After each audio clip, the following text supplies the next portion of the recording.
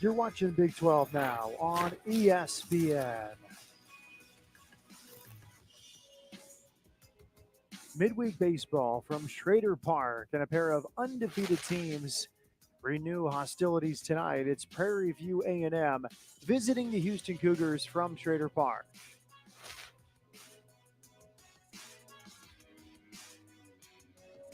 Good evening, great to be here. Matt Peterson with Garrett Jones. Garrett, we have two 3-0 teams. First, Prairie View A&M, they took care of business at the HBCU Cactus Jack Classic at Minute Maid Park. Double-digit runs in all three games in Houston, facing Binghamton, an NCAA tournament team from last year, produced a sweep. Yeah, and it's interesting. You mentioned 2 3-0 teams. You look around the country tonight, and it really, that's a rarity. It doesn't happen a lot, especially when you have a challenging non-conference slate in February like we do. It goes to show what these two teams did over the weekend. Really impressive stuff. Let's look back at the opening weekend for Houston, coming off a very good 2023 season. They finished a half game shy of East Carolina for the regular season crown in the American, but the bats produced at the plate. The pitchers produced on the mound, and the defense was excellent too. Yeah, no doubt about it. You look at those numbers, over 800 with the OPS. You'll take that all day long to start a season if you're Houston.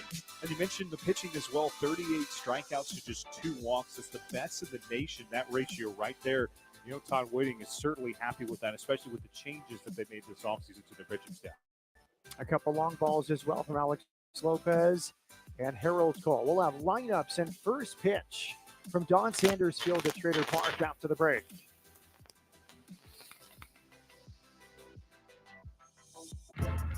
Live sports.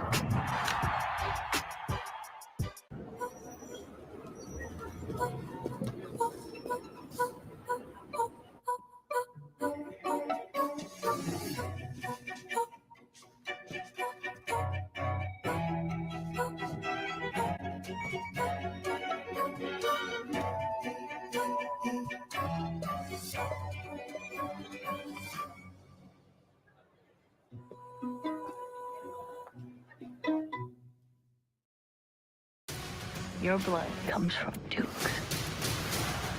We don't have that here. Here, we're equal. Let me fight beside you. Reload!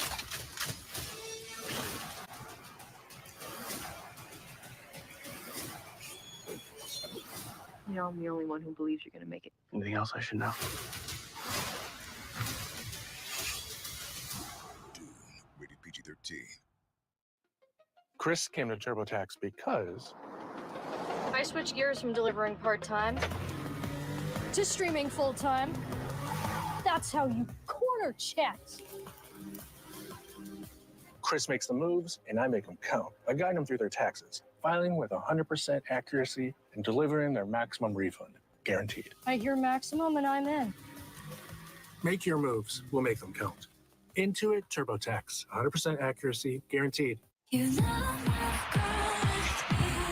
competition's never been better. This is just spectacular. The stars have never been brighter. That's our move. Women's College Hoops on ESPN and ABC. Women's College Hoops on ESPN and ABC.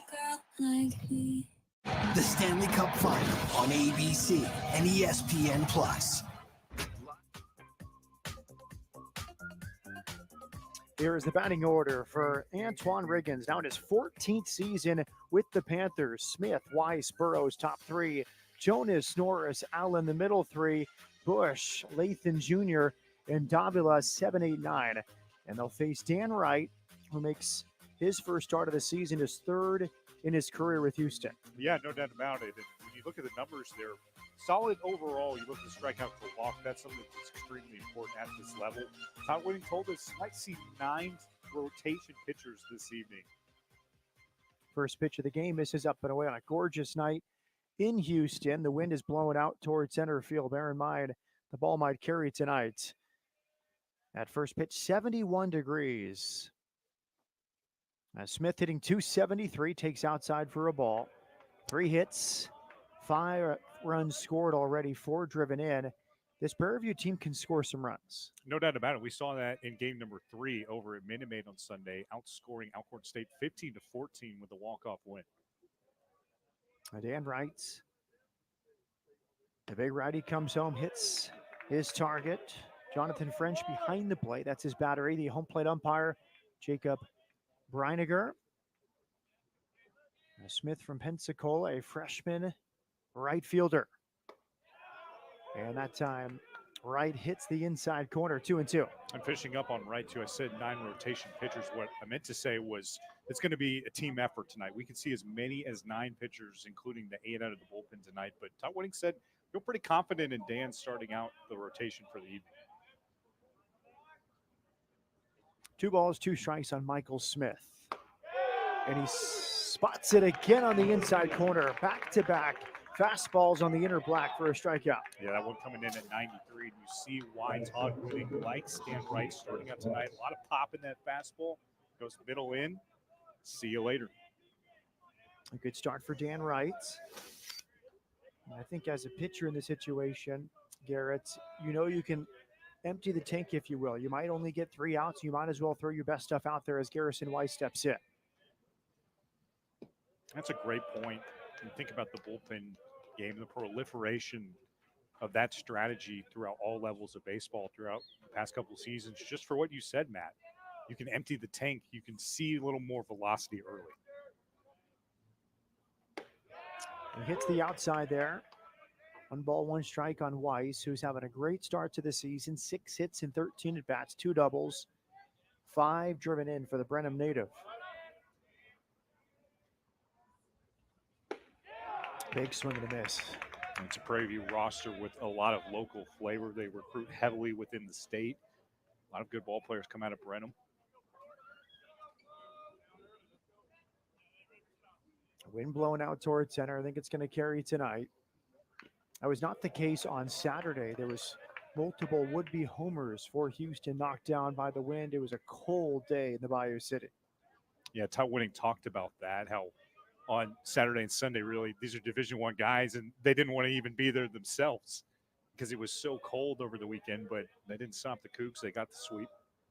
And Prairie View enjoyed the friendly confines of indoor baseball over at Minute Maid. Here's the pitch. Slider is tap foul.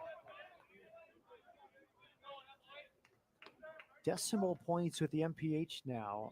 A new addition at Schrader Park. That was 80.8. Do we round up to 81? Gotta give it to him. Give him the benefit of the doubt. It's always fun noticing new things like that around the park on opening day. Opening midweek, if you will. Yeah, good battle here. Weiss is staying alive against Dan Wright. This is a proud group, Prairie View A&M. They won all 3 games over the weekend. They come into this midweek with the point to prove. And they're battling Dan Wright now, the 6'9" righty out of Sergeant Bluff, Iowa.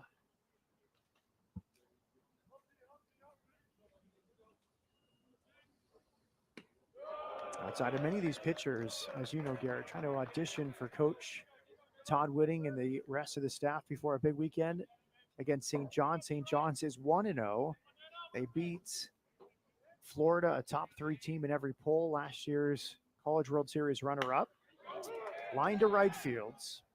It hangs up there for out number 2. Nice play made in right field by Trey Jones. You know, Wright continuing to pump the fastballs in early. Already 2 down. Just a jam shot there. And great pitch placement from Weiss, too. Got him in on the barrels. That'll lead to a lot of pop-out outs. And suddenly he's just out away from a 1-2-3 inning. Michael Burrows now the sophomore from Converse, Texas.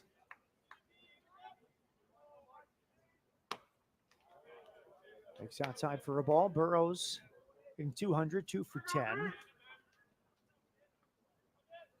Didn't do defense yet. Should we just let me know if you want to put it in anytime. Chop towards third. Fielded by Lissy. Low throw gets past first base. A base runner for Prairie View A&M. We saw Lissy at second base a lot last year. He's playing third tonight. Low throw gets past Murray. Yeah, this is a tough play. You see their great speed out of the box, and that's something that's a bit of a surprise early on for Houston. They were such a good defensive team last year, one of the best in the country. Not with Todd Whitting once out of the gate, and the first base runner of the day. You take a look at the Cougs' aforementioned defense. French the catcher, Murray, Cole, Reynes, and Lissy. First to third in the infield, Reese, Nickens, and Jones across the outfields. Zach Arnold was one of the best defensive third basemen in the country last year. Part of that defensive group you mentioned. Ball in the dirt, and advancing up to second goes Burrow. You talk about house money if you're Prairie View. You had the ground ball look like an inning ender. Instead, it kind of dies on the turf. Now you have a runner moving up 90 feet closer. Now to see if they score that pass ball or a wild pitch. Obviously, pass ball if it gets past the catcher, wild pitch if it doesn't. Now a runner in scoring position. Good eye there. You can hear the appreciative cheers from the dugout. 1 ball, 1 strike for Marshall Jones out of Buffalo, Texas. First time we see Dan Wright go to his breaking stuff this evening. Dropped it down to 79.5 miles per hour.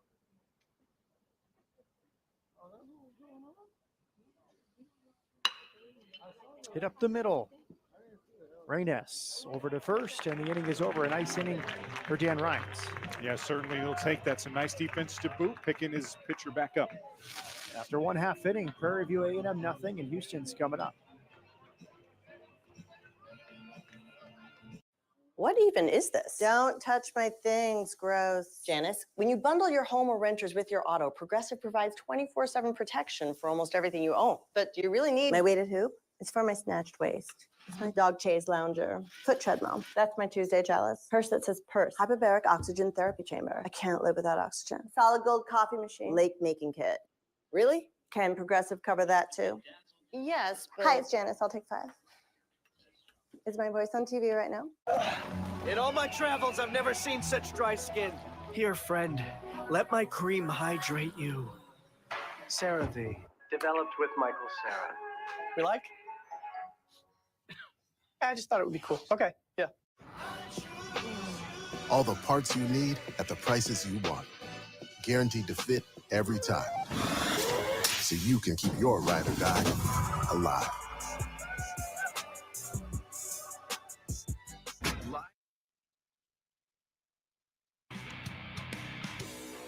Here is the batting order for Todd Whitting. And the Houston Cougars mixing things up a bit after a very productive weekend. Reynes, Lopez, Murray at the top. Jones, Reese, and Nickens, the middle 3.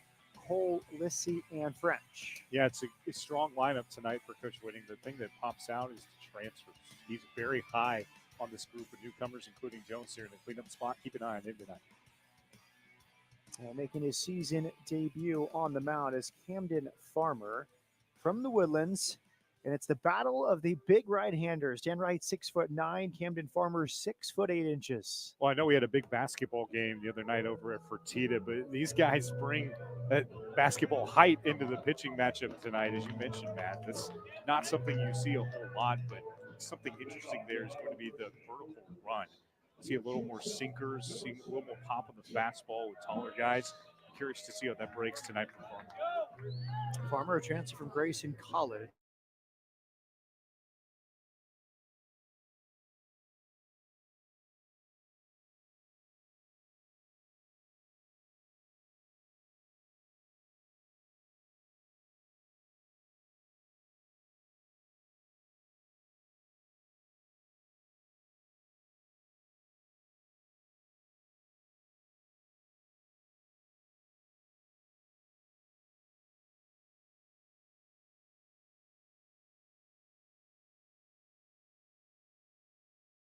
Ready?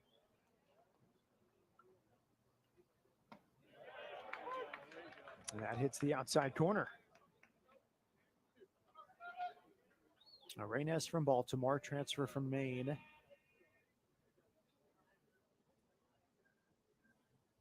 few extra base hits already, a triple and a homer, swings and misses.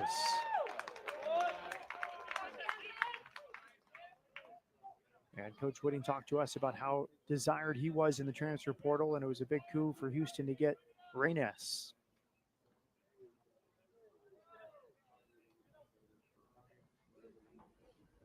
A long stare. The target's there as the signs are being flashed. That one goes to the backstop. They took something off there. Been clocking in at 90, 91 to start the at-bat. That one comes in at 81 and again misses the backstop. You're talking about Reynes, though. Love what Todd Whitting said. We basically suffocated him until he said yes in this program, recruiting him in the offseason. Outside for a ball, 3-2. That just goes to show you how desired he was. Mitchell coming over from Maine. That's a good program in its own right.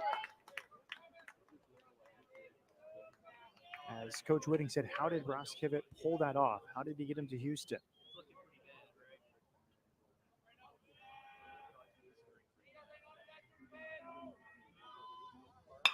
Line drive into right center, a base hit.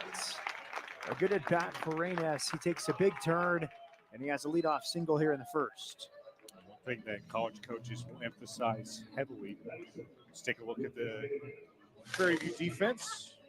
Solid unit a year ago, one of the better units in the SWAC. Of course, defense wins championships, and this program's seen that several times over the years. Lathan Jr. behind the plate. Jonas Davila, Allen Bush, first to third in the infield. Burrows, Weiss, Smith. Across the outfield, Norris is the DH, and Lopez steps in. The player has made huge strides defensively. He's a DH tonight, but he can play in the infield, and multiple players graduated, moved on. Delayed steal for Reynes. He's in there. Good read there. On the first pitch, a delayed steal is into seconds. Yeah, love the call there from Coach Whitting to send the runner to second in a no ball, no strike count. As you get a look here, it's a great jump. Throw came a little in. It surprised the backstop, and Reynes easily in there. Suddenly, if you're Houston, you look up, you have a runner in scoring position with nobody out. And he'll take third after a balk. And the second base umpire pointing to his right leg. Movement from that leg, according to Michael Banks, the veteran umpire. Yeah, that's exactly what you don't want if you're Prairie View. You give up a base knock and suddenly you blink, runners all the way over to third without putting the ball in play. Corners are up. Middle infielders are back. Lopez chops one towards the mound. It's over the mound. Sidearm throw gets past first base. Reynes scores. It's into the dugout. Lopez will move to second after his RBI grounder. Yeah, you'll take it any way you can get it. If you're Houston, again, you want to come out aggressive. We've already seen that on the base paths. So you're just putting a ball in play and good things happen. A bit of a funky bounce off the turf. Those are hard plays to make. That's when the second baseman probably should have just eaten and allowed Lopez to get to first. Because Reynes scored easily, and it's 1-0 Houston.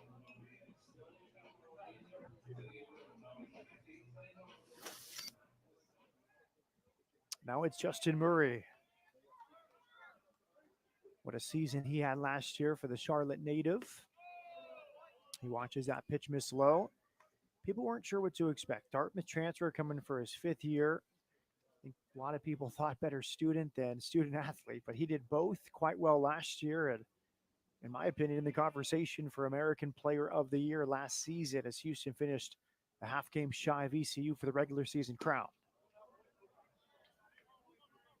Yeah, Murray really getting the most preseason love out of anybody on this Houston team. You think about D1Baseball.com profiling him as one of the players to watch for Houston this season.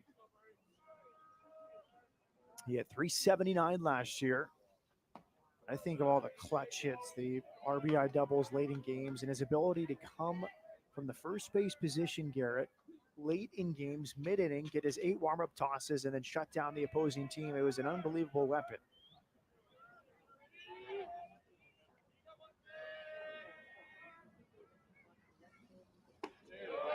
Takes a strike. Great plate discipline as well. That was one of the things that set him aside last season. You're seeing that in this at-bat. It's just one of the great nuances of the college game. The two-way players. Murray's certainly one of the best in this league. A pickoff look back to second, and a throw will not make a play. His batting average, 379, best for a Houston hitter since 1999. Jared Bitter hit 389. He also led the Cougs with 58 RBI, most since Joe Davis had 62 5 years ago. And he's taken a 5-pitch walk here. We were talking about that plate discipline last year. He had just a fantastic eye. 17 walks Most of those came late in the year as well. 219 at bats, you'll certainly take that. And suddenly, Houston with runners on first and second. Still nobody out here in the first. There's Trey Jones back down. Getting cleanup. And he takes the inside. Jones, one of the best players in the Southland Conference last year with Texas A&M Corpus Christi. Todd Whitting very excited when he wanted to come back home. Fouls it off. As you see right there, a very aggressive swinger from the left side. Good power plus power. Can go the opposite way. Just a ton of good things that Houston sees out of him through fall camp.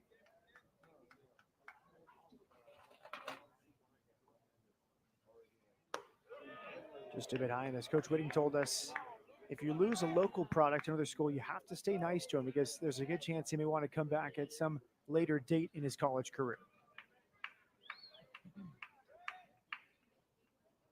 2-1 on Jones. And that one bounces about 15 feet in front of home plate.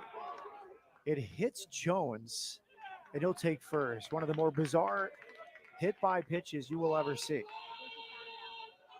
We can chalk that one up on the bingo card for tonight. Off the turf, off of Trey Jones. Take a look at this. Never got his footing set on the rubber, and Jones will gladly take first base. But again, when you're playing on turf, it's obviously advantageous for the program because it's easy to maintain. But sometimes you get funky hops and weird nuances like we've seen tonight. Here's the freshman, Ace Reese, takes a fastball high.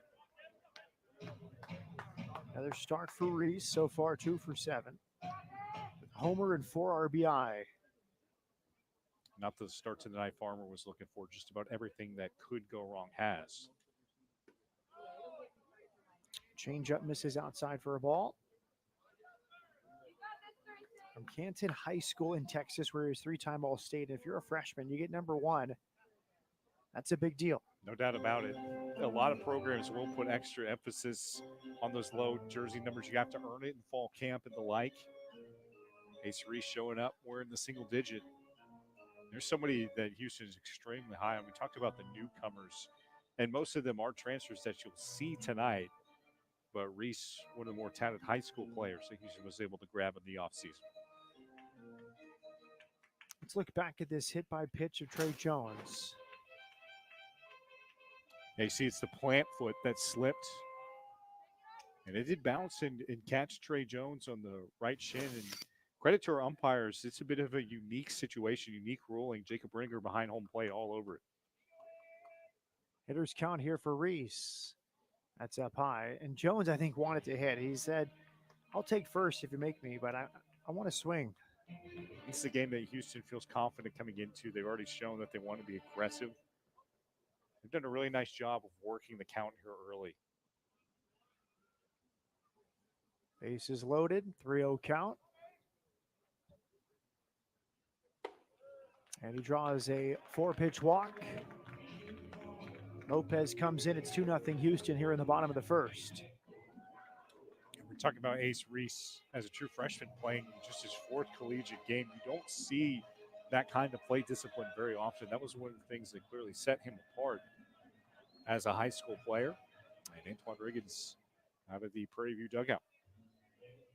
14th season as the head coach. No one throwing actively yet in the bullpen, but guys are starting to warm up, and the bullpen catcher is jogging down towards the pen behind the right field line. It's a homecoming for Coach Riggins, who played right up the street at Texas Southern in his collegiate days. You know, he's always excited to get U of H on the schedule when he can. Of course, he'll have Texas Southern later in the year and Southwestern Athletic Conference play.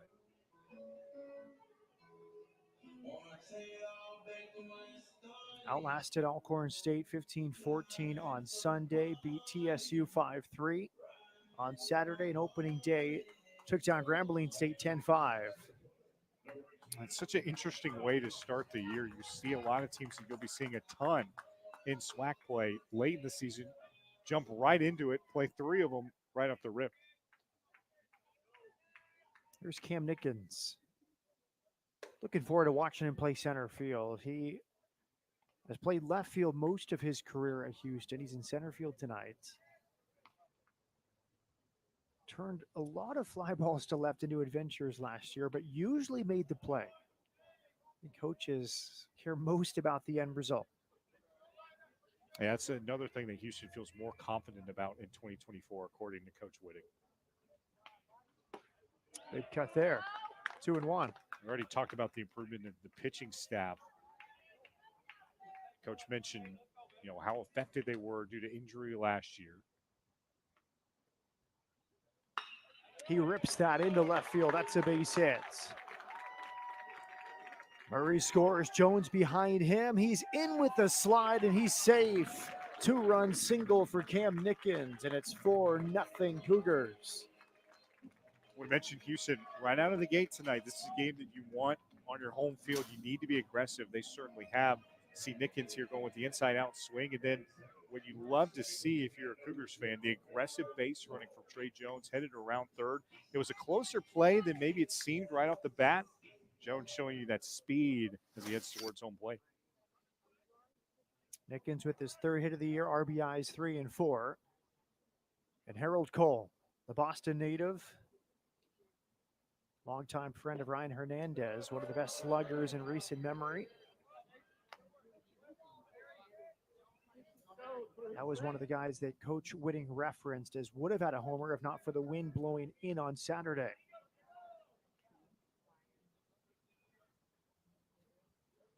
Cousin of former Coug Ryan Hernandez. You talk about baseball's leaving the park or not. When Ryan Hernandez got into one, there's oftentimes no doubt. I remember he hit a big one that you called a couple years ago against Texas. Had 3 in a single game against UT Arlington.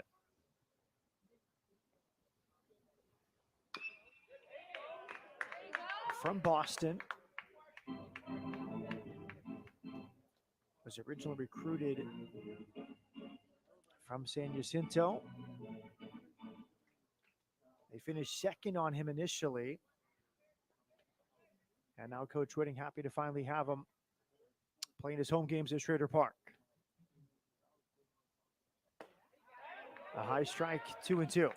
That was so big. You talked earlier about Coach Whitting emphasizing to his staff, keep open relationships with these guys. Stay in touch, even if we don't win the recruiting battles out of high school. In the dirt, gets away. Off the chest. Reese moves to third. Nickens up to second on the wild pitch. Continuing that point a little bit, when you treat a guy right, you should see this one get away from the backstop as well. This looks like this will be a wild pitch as well. As you see it bounce ahead of home plate. When you treat a guy right, he has a good experience in the program. That is a great recruiting tool in and of itself. As he said, Ryan Hernandez did a lot of advocating for U of H. Hammer to left center. And that's going to bounce off the regional side out there. Reese scores. Nickens scores a loud 2-run double off the bat of Harold Cole. And it's a 6-run first inning for Houston. Yeah, Cougars getting everything they could want early. Cole got a great piece of this one. As you take a look at the replay, looked like a fastball middle in, and that one was right where he wanted it to get the barrel on it. And out there to the power alley and left center. That spelled trouble for Prairie View A&M, and now it appears we'll have our first pitching change of the night without an out recorded. A tough start for Camden Farmer. A lefty's coming in for Prairie View A&M. 6 runs and counting here for Houston in the first.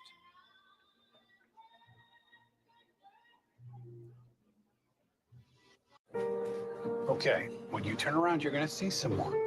You have a turkey and cheese. Let's imagine that LL Cool J has a bubble around him. Do we want to be I'm inside? Keith. There are some situations that young homeowners turning into their parents just can't handle.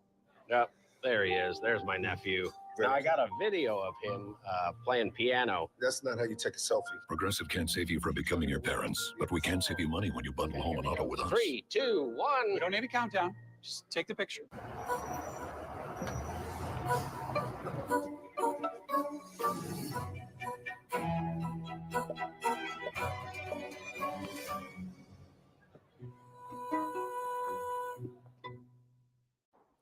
Can human skin truly be this moisturized? Oh. Yeah. Wow. CeraVe. Developed with Michael Sarah. We like? I need this win. New pitcher is Tyson Carlton. He'll make his second appearance of the season. Last weekend, pitched 2 innings, gave up 4 hits, 2 unearned runs. He walked 2, and he struck out 1. Yeah, but that ERA stayed at 0, and that's about all that you can ask for getting out of an opening weekend that saw a lot of runs scored over at Minute Maid Park. Been watching him warm up. The fastball is going to sit around 86 to 87 miles per hour. There's a couple confident breaking pitches for him that will sit around 77. And again, both these teams kind of pitching out of the stretch this evening. Todd Whitting in that U of H dugout told us we might see 9 guys out of his staff tonight. Prairie View hasn't really set a number, but we've already seen them turn to the bullpen here without an out being recorded in the bottom of the first. Another big right-hander. Camden Farmer, 6'8". Tyson Carlton, 6'5". They have slimmed down a little bit. He was listed at 6'5", 220. Playing for Dallas College Eastfield. He's down to 198, perhaps with some strength and conditioning. Thomas Lissy will stand in here. We saw him at third base. The low throw in the top of this inning. Don't overlook what Matt just said, too. We've seen 3 different pitchers in this game. 6'9", 6'8", 6'5". Where are they finding these guys? Hard throwing right-handers. And Lissy trying to extend this rally in the first. Foul back. We talked with Coach Whitting about Thomas Lissy, a bright prospect. Last year he came in, had a lot of older players ahead of him. It remains the case this year, and Coach Whitting thinks his time will come. He just has to be patient.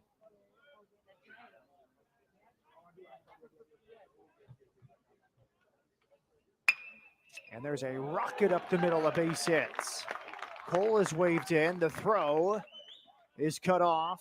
RBI single for Thomas Lissy, and it's 7 in the first for Houston. You said it, Matt. Coach Whitting saying just wait on it. Your time will come. A good spot for him here in the bottom of the first as U of H is putting up a touchdown. So you're getting the pitch to hit, middle in, and we didn't quite catch it there on a replay, but a nice job by Michael Banks getting out of the way of that line drive up the middle. That one had some sauce on it. And Houston now with the 7-0 lead. Lissy on first. It's his first start of the season. That's his first hit and his first RBI. French fouls it off well down the right field line. He's from Lilburn, Georgia. His first season with Houston after 3 years at Clemson and 1 season at South Carolina.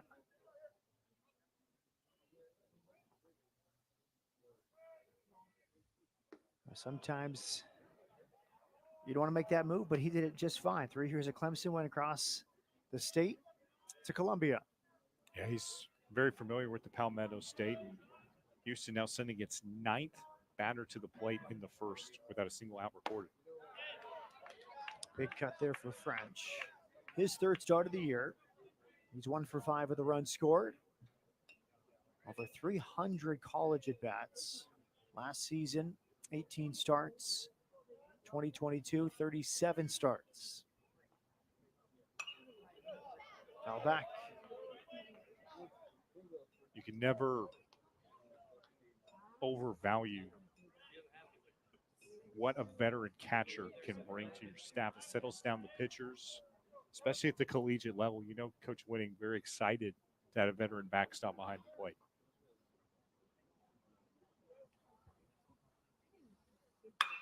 That's drilled to center field. Soaring and gone over the batter's eye. A booming home run off the bat of Jonathan French, his first with the Cougars. And it's a 9-run first inning for Houston.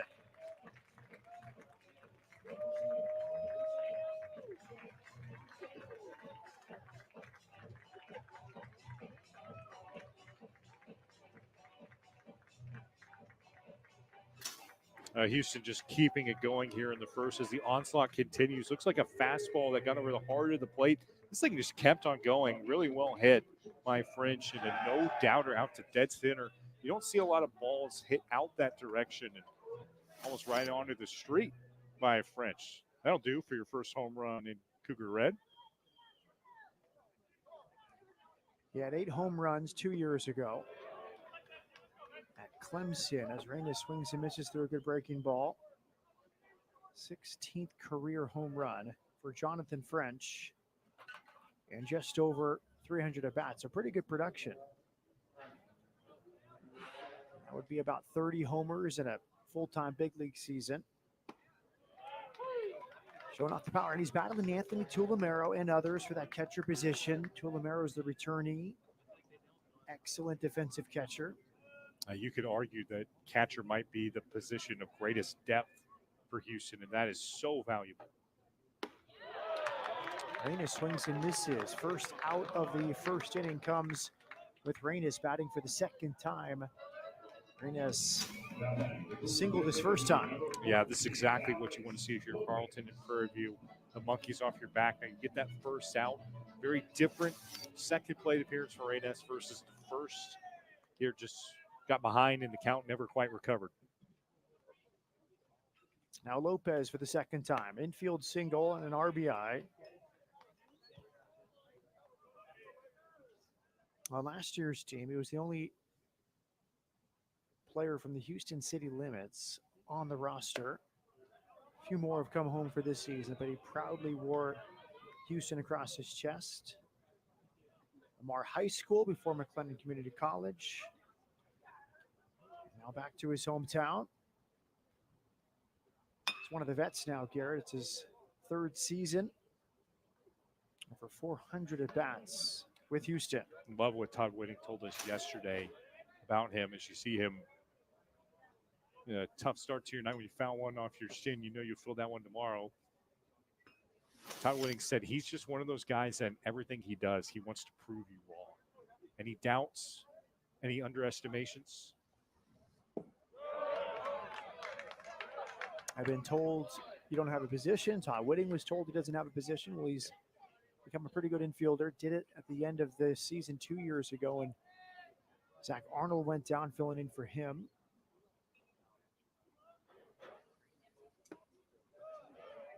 Sweeping slider misses inside.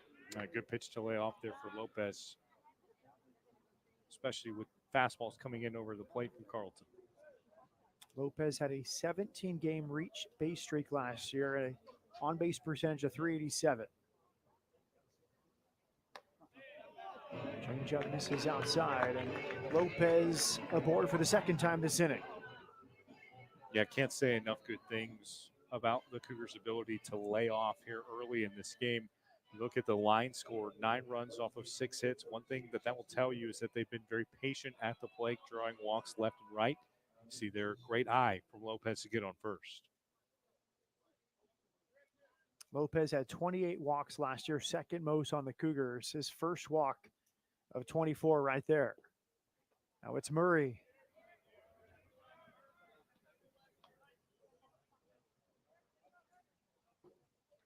Murray walked and scored earlier this inning. 9 runs, 6 hits for Houston.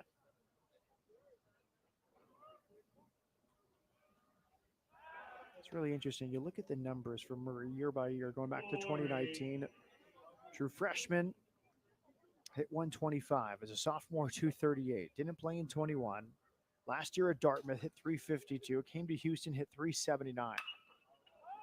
Skies this one into right field. Smith underneath it for out number 2. It's a big second out there for Carlton, and it does seem like Prairie View has settled into this one a little bit more in the mound. To retire a batter like Justin Murray for a big second out, it's exactly what Carlton was hoping for going into that AB. Here's Trey Jones. Hit by the pitch his first time up. Takes low. Good size for Trey Jones, 6'4", 215 pounds. Second team All Southland last year. Was first team All Southland 2 seasons ago at Texas A&M Corpus Christi. Fouls that back. And one of the things that stood out watching him play over several seasons at Texas A&M Corpus Christi was his power. Light tower power among some of the best sluggers in the Southland, as we mentioned with the Islanders. OPS last season, 905, hit 6 homers, had 5 triples. So he has the speed and the power. 2 years ago, hit 354, 11 homers, and OPS over 1,100. Good take there on a close 1-2 pitch.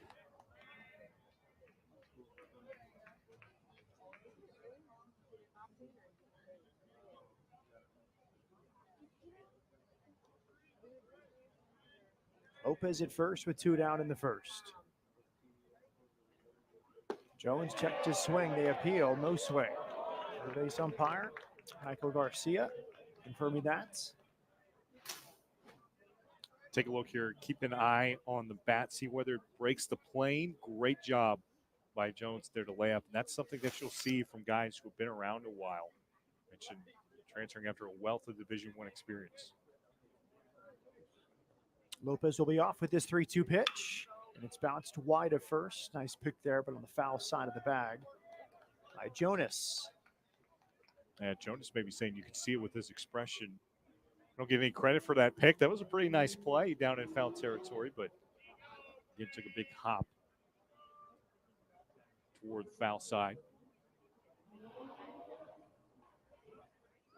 Here comes another 3-2 pitch. Swing and a miss, a strikeout to end the inning from Carlton. Really nice response there for Carlton and Prairie View. Obviously, the inning didn't go as you intended, but a nice job to bounce back and get 3 outs in 4 tries. A 9-run first for the Cougars.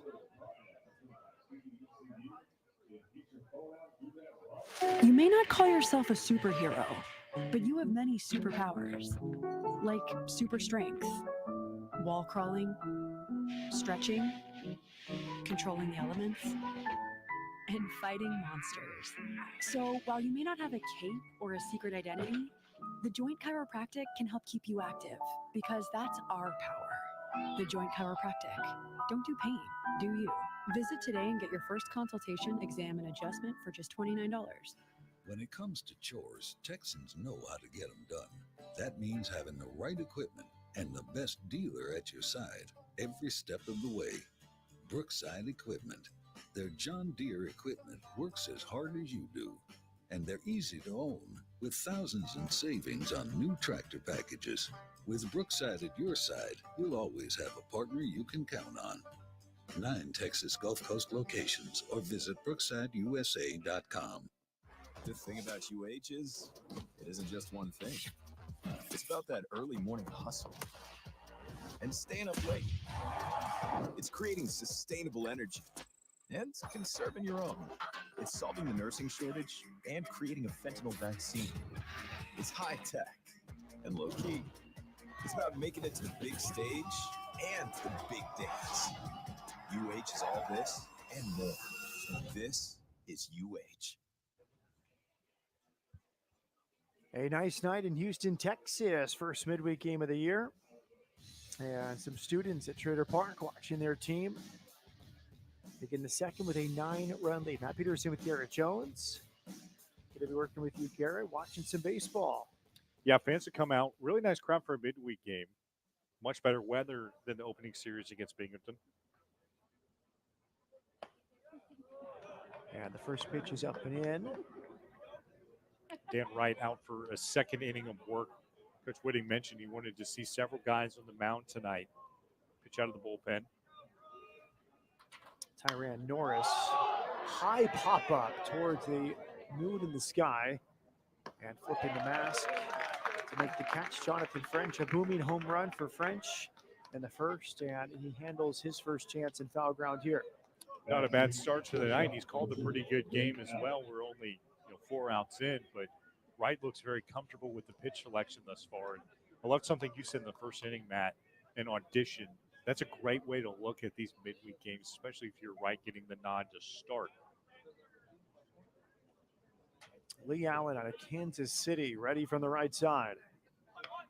Good bunt, but it's going to spill foul on the third base side. We have a few upsets already in baseball, Garrett. We saw St. John's beat number 2 Florida on Friday night. The rest of that weekend was rained out.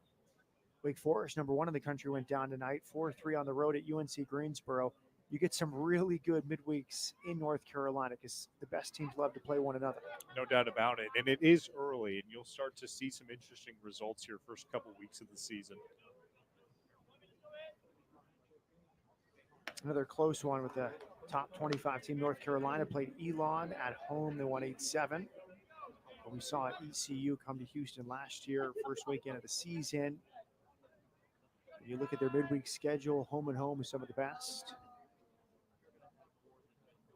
North Carolina had maybe 7 teams in the top 50 at some times last year. Right.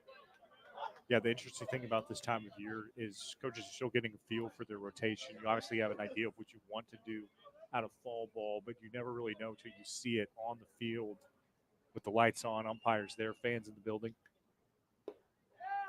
Lee Allen takes a bit low. So St. John's beat the number 2 team in the country, the runner-up last year to LSU. And then they waited and headed back to New York City. 1-0. They'll come back here without a midweek. Friday night starter will go again. A check swing from Lee Allen. Yeah, we're talking about Houston's play discipline in the bottom of the first. That's some nice exhibition there from Allen doing the same. 2-2 count, very tempting to swing, but able to hold up for a full count. And he's drawn a walk. Good work from Lee Allen, a transfer from Kansas City Community College. He's on first base. And if you're Coach Riggins in the Prairie View dugout, this is exactly what you want to see. You want to communicate to your guys. Just see as many pitches as possible. Try to field these guys out.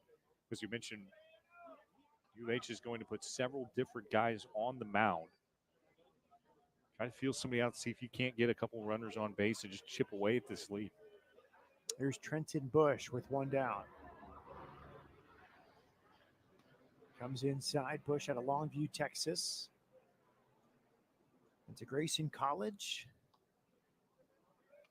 Good size as well, 6'4", 215. First time tonight that we've seen Wright start to lose command of his fastball just a little bit. Past couple of run inside to 2 righties.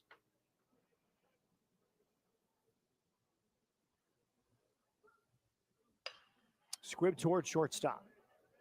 Rayness flips to second. The relay will not be thrown. A force out at second. Allen back to the dugout. Bush takes first base, and there's 2 down in the seconds. That's a great play there by Call to just hold on to that ball, especially with the 9-run lead. You don't want to take any extra risks. You're talking about Wright seeing his past couple fastballs run inside. That actually worked his advantage there because the batter got it in on the wrists. Slow, friendly roller to Rayness at short and 1 out. Derek Lathan Jr. out of Zachary, Louisiana. Went around, 0-1.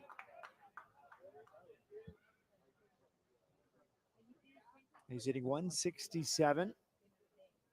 1 for 6 so far. His 1 hit is a double.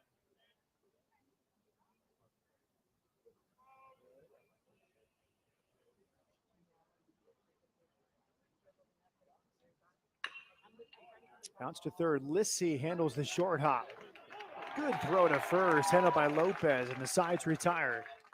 That's something that Houston knew it had. A great glove at the hot corner coming into this year, and Lissy's first fine defensive play of the night. 9-0 Houston after an inning and a half.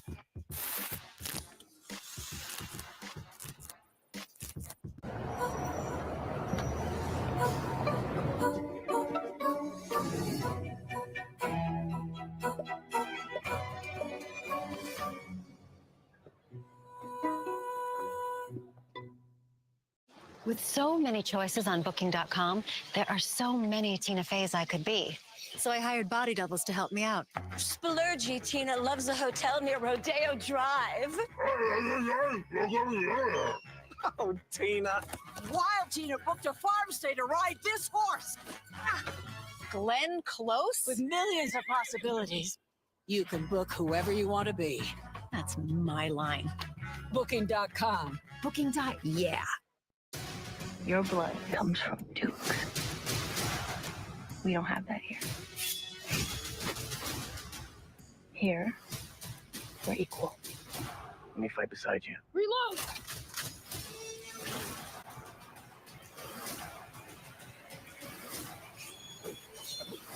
You know, I'm the only one who believes you're gonna make it. Anything else I should know?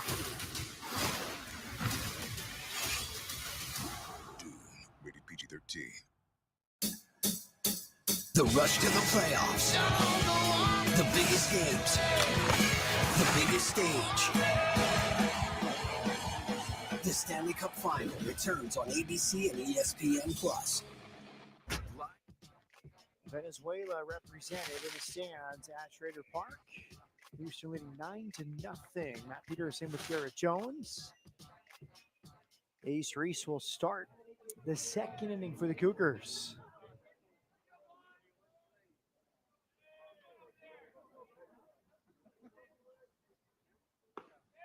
First pitch at the knees, a called strike like a changeup. And you talk about Venezuela, Jose Torrealba from Acarigua, Venezuela, one of the fan favorites here at Houston, also a clubhouse favorite too. Todd Wayne talked just how much of a leader he is, one of his captains. Squib to the right side, charging it Davila. Sidearm to first. Nice play from the Prairie View A&M second baseman.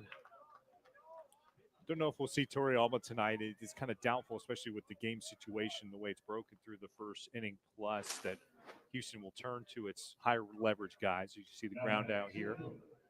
Prairie View, again, has settled into this game on the mound. They've also settled this game nicely defensively as well. They just look kind of untangibly more comfortable in this game, just watching it as it progresses. There's Cam Nickens. 2-run single his first time up. And he's hit by the pitch. Maybe the wrist or the elbow guard, but a stare back towards the mound from Cam Nickens as he takes first. Here's a look. Yeah, got him in the elbow guard. You could hear it from up here.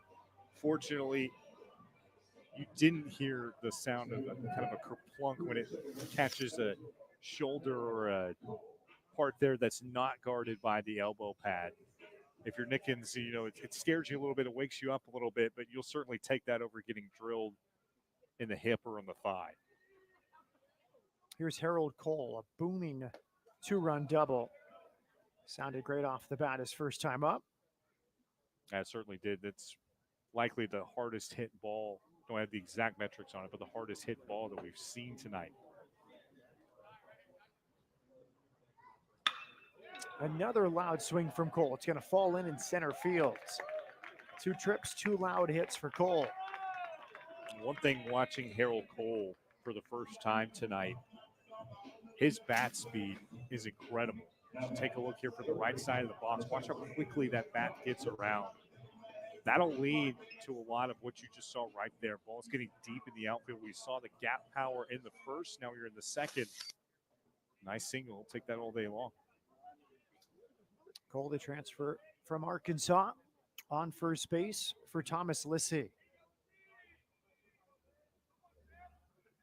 It's funny how the more difficult plays are sometimes the easier plays for his infielders. Lissy had a bad throw in the first inning on a routine play, and then the harder play in the second going towards the line and made a fine throw to first.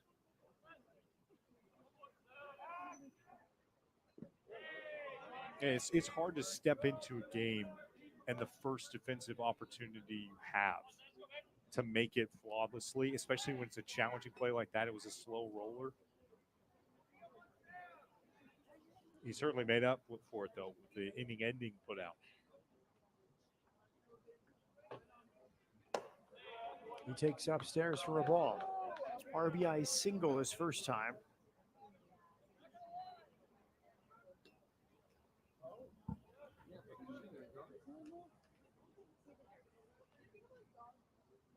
Thomas Lissy from Arlington, Texas, down in the Rio Grande Valley. And he draws a 4-pitch walk. Back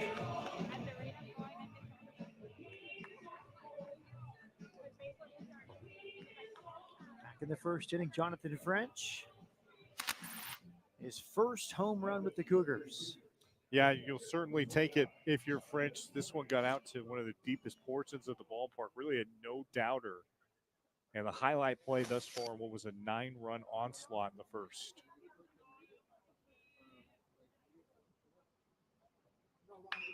And he hammers this towards the Houston bullpen off the Big 12 logo.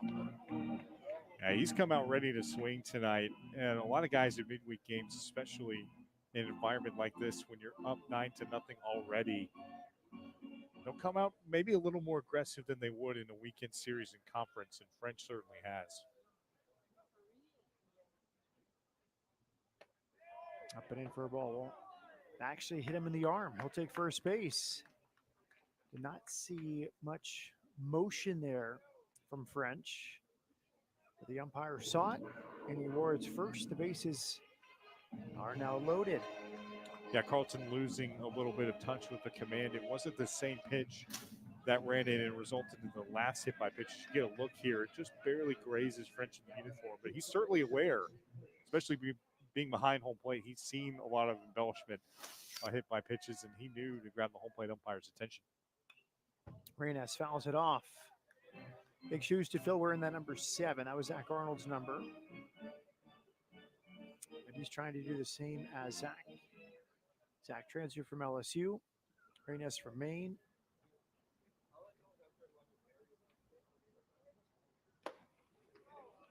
And he's hit by a pitch as well. Back-to-back hit batters. Just another graze across the forearm, and it produces another run. Houston has 10. Yeah, it looked like the same pitch that got away from Carlton that led to the last hit by pitch. Again, struggling to find the command. He was nicely done to end that first inning, come in and stop the bleeding by retiring 3 out of 4 batters in the first. But as you can see here, the longer he pitches into this game, the more it's starting to run in, especially to right-handed batters. Bases loaded for Alex Lopez. RBI single and a walk in 2 trips. That hits the outside. And there is fervent action in that Prairie View bullpen. We have a righty and a lefty starting to get loose.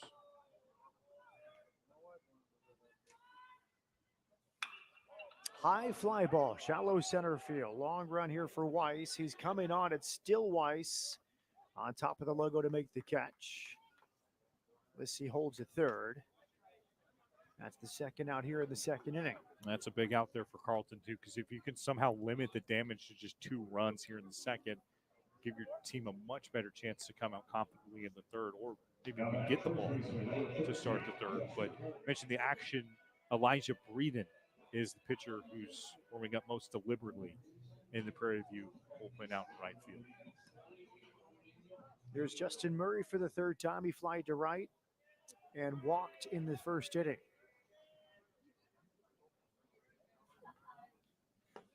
Good reception behind home plate. On the ball in the dirt. Derek Lathan Jr. saves a run there.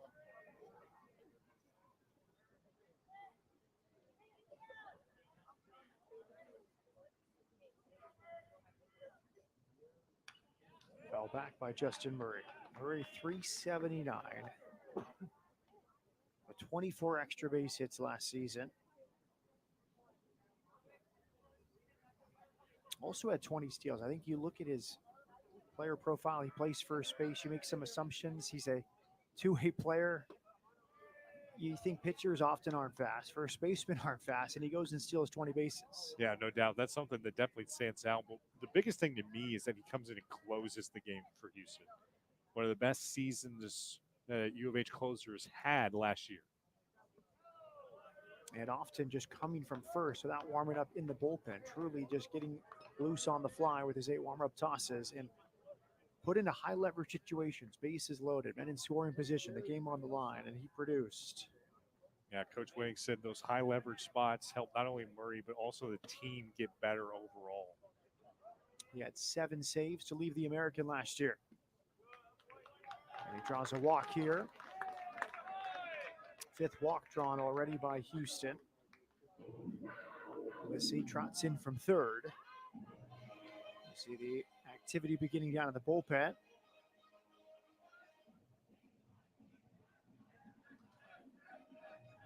Yeah, Breeden was the player on the right there, completing his warm-up tosses, and you see the celebration. That's now 3 runs in a row that have scored without a base hit for Houston. Up and into Trey Jones. He was hit by a pitch in the first. He struck out later in the first inning. Transfer from Texas A&M Corpus Christi. Smashes that to center field. Weiss sprinting back. He looks up. It's gone. Off the batter's eye, a grand slam for Trey Jones.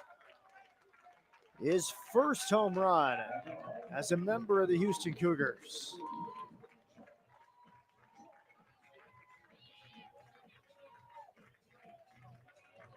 That's one for the highlight reel, no doubt. Trey Jones, welcome to Houston. Welcome back, we should say. Just a great pitch to hit. This thing was walloped. Look at the speed from the left side of the plate. And again, that's 2 home runs to dead center for Houston tonight. That's not easy to do. It's 390 toward the Don Sanders Field signage.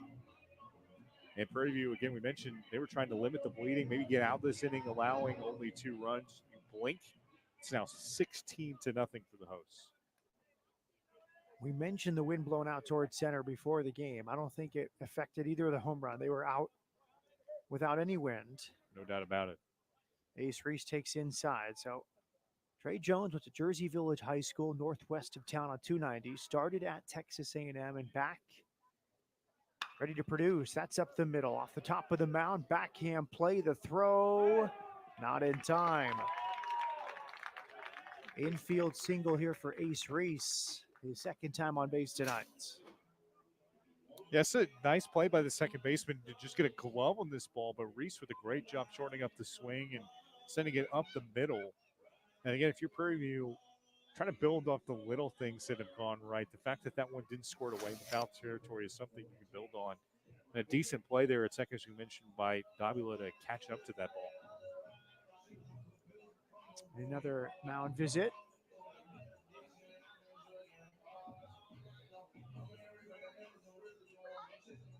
Looks like we do have our second pitching change coming in tonight.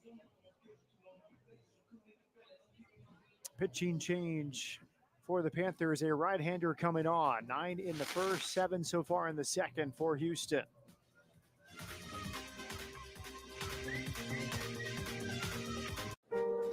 Okay, when you turn around, you're going to see some more. You have a turkey and cheese. Let's imagine that LL Cool J has a bubble around him. Do we want to be Hey, I'm inside? Keith. There are some situations that young homeowners turning into their parents just can't handle. Yep, there he is. There's my nephew. Now, I got a video of him playing piano. That's not how you take a selfie. Progressive can't save you from becoming your parents, but we can save you money when you bundle home and auto with us. 3, 2, 1. We don't need a countdown. Just take the picture. Today,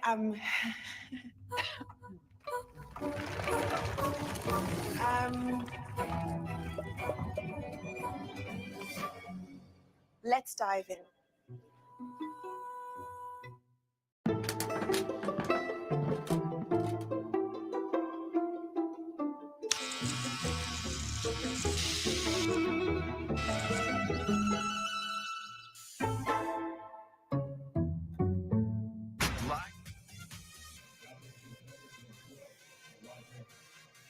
Elijah Breeden in, another big right-hander. He's from North Lake, Texas, and a transfer from Ranger College. Yeah, good numbers this season. You take a look at the low ERA. We're obviously very young into the calendar thus far, but strikeout to walk ratio, anytime that's positive, you'll certainly take it, especially at the collegiate level. Been watching him warm up. Much more of a deceptive arm angle. He'll rely on the breaking stuff a little bit more. Fastball sit around 80 miles per hour. And again, great size, 6'5", 235. And we could almost make a starting 5, Matt, with the heights and weights of pitchers that we've seen so far just tonight. 3 Prairie View pitchers all over 6'5". And of course, Dan Wright, 6'9", the Houston starter.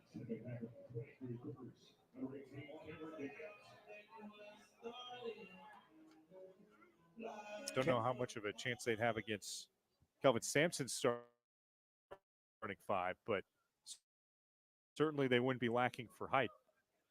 Atop the Big 12 after last night's win over Iowa State. Nickens to center field. Weiss comes in, and he makes the catch. A grand slam for Trey Jones, highlighting a 7-run second inning for the Cougars.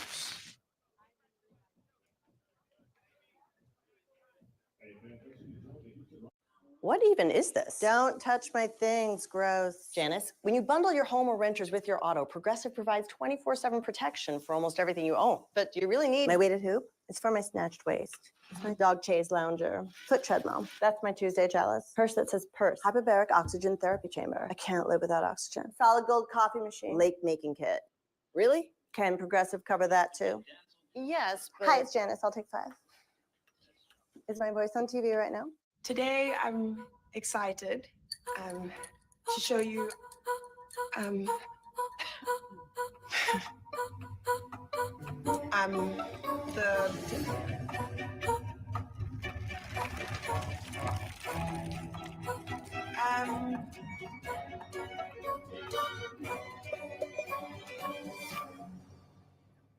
let's dive in.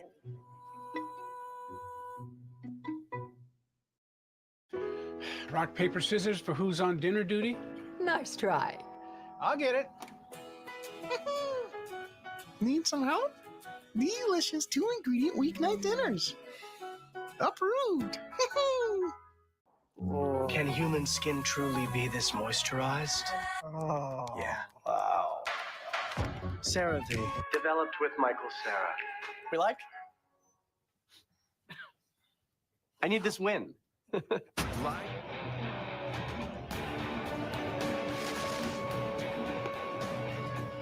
16-0. Houston leading Prairie View A&M as Alex Solis gets loose. 6'1", freshman righty. Westlaco, Texas. Yeah, Tom Whitting told us that you can see as many as 9 guys on the mound for Houston tonight. The one thing that's nice for the freshmen, there's very little pressure in this game. Your offense has gone out giving you 16. It's not a type of 16 runs of support through the first 2 innings. Just go out, throw your best stuff.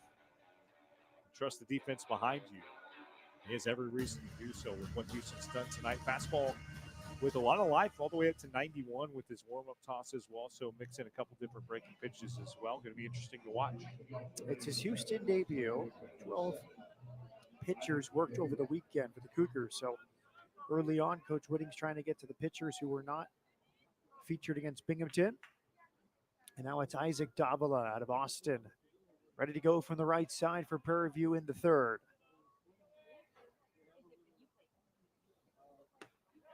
Fastball hits the outside. And when you're a high school senior, think about your collegiate debut. I'm sure all of them would tell you, oh, yeah, I want to be, pitching in a Friday night game. I want to come in to close a game in a big spot.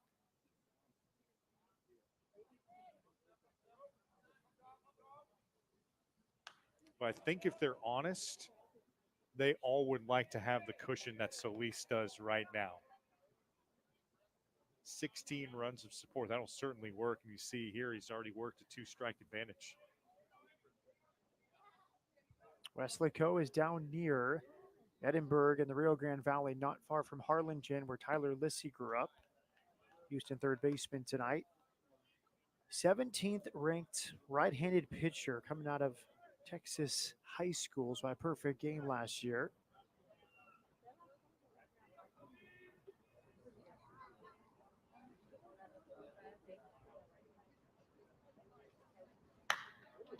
Line to right. Moving towards the line is Trey Jones to make the catch.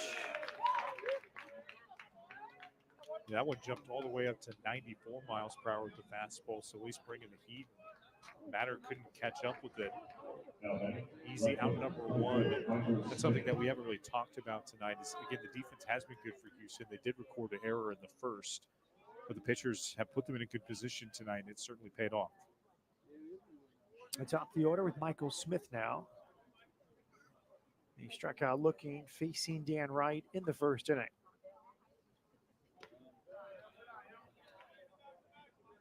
And Solis very familiar with the big spot, too. They've known he was going to be good in collegiate caliber for a while. He came in, pitched in 5 different games at the varsity level as a freshman at Weslaco East High School.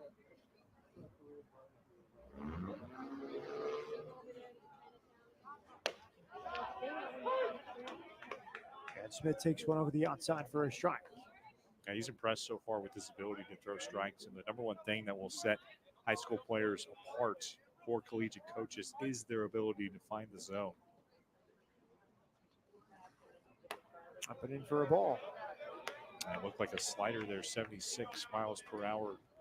Lost a bit of the command. See if it goes back to the velocity here.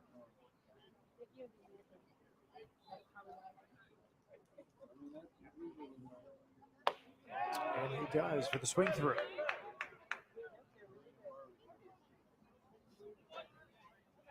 Smith out of Pensacola Catholic High School. Another freshman with good size. I feel like Antoine Riggins definitely likes size up and down his roster. A lot of big right-handers, a lot of big outfielders. Fouled off again. That was 94 miles an hour.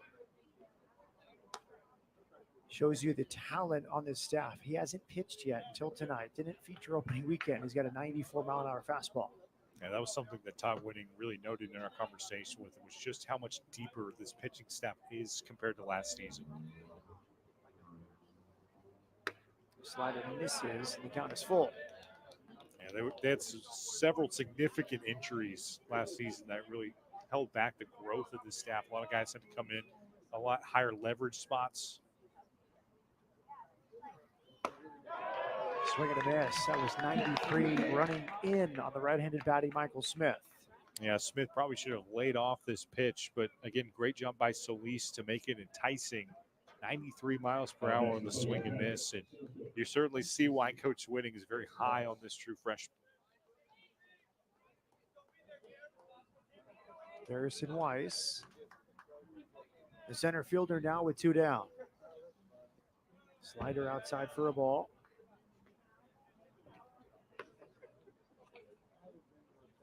Weiss grew up in Brenham, went to Blinn College before Prairie View A&M.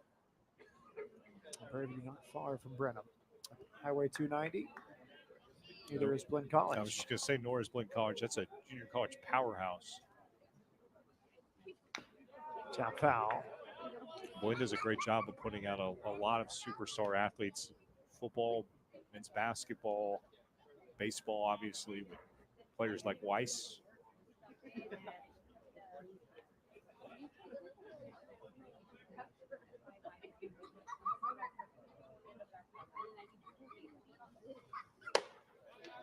Upstairs, and he is on the gun in his college debut. Yeah, working from the windup too. The guys that throw this hard and working with such a big lead. Into center. First hit tonight for Prairie View A&M. It's off the bat of Garrison Weiss. Well, that'll take a lot of weight off the shoulders of the Panthers. Nice pitch to hit there for Weiss, and you see he's right on top of it. Watch his eyes. He was locked in all the way. A nice fall through, too. If it's coming in hot, 93 miles per hour, it's going to go off the bat hot as well. That one had some nice speed getting in the center. As Matt noted, the first one in the H column for Prairie View tonight. Michael Burrows. Foul tipped it into the glove of French.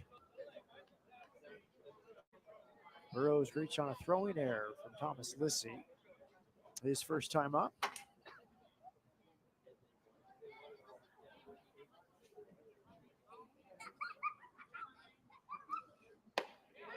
Fastball in. Burrows at a Judson High School in Converse. Yeah, this is, I guarantee you that Houston's coaching staff is very eager to see how Solis responds in this at-bat after giving up his first base knock. 93 over the outside. We talked about his experience pitching in big games going all the way back to when he was a freshman in the varsity at the high school level. He knows these big spots. Solis comes from a big family, 3 brothers, Nick, Tony, and Jacob. Parents, Monica and Sabas. If he could have one food for the rest of his life, it would be steak. That's a great choice. Yes.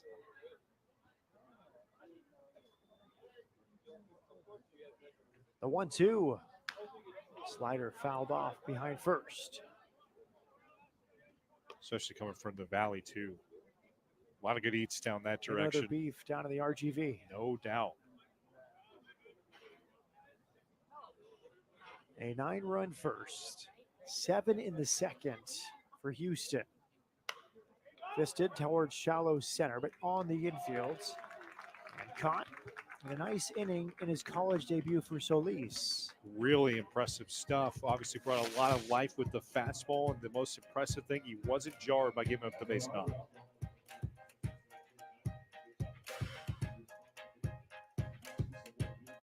What even is this? Don't touch my things, gross. Janice, when you bundle your home or renters with your auto, Progressive provides 24/7 protection for almost everything you own. But do you really need my weighted hoop? It's for my snatched waist. It's my dog chaise lounger. Foot treadmill. That's my Tuesday chalice. Purse that says purse. Hyperbaric oxygen therapy chamber. I can't live without oxygen. Solid gold coffee machine. Lake making kit. Really? Can Progressive cover that too? Yes, but... Hi, it's Janice. I'll take 5. Is my voice on TV right now? Rock, paper, scissors for who's on dinner duty? Nice try. I'll get it. Need some help? Delicious 2-ingredient weeknight dinners. Approved.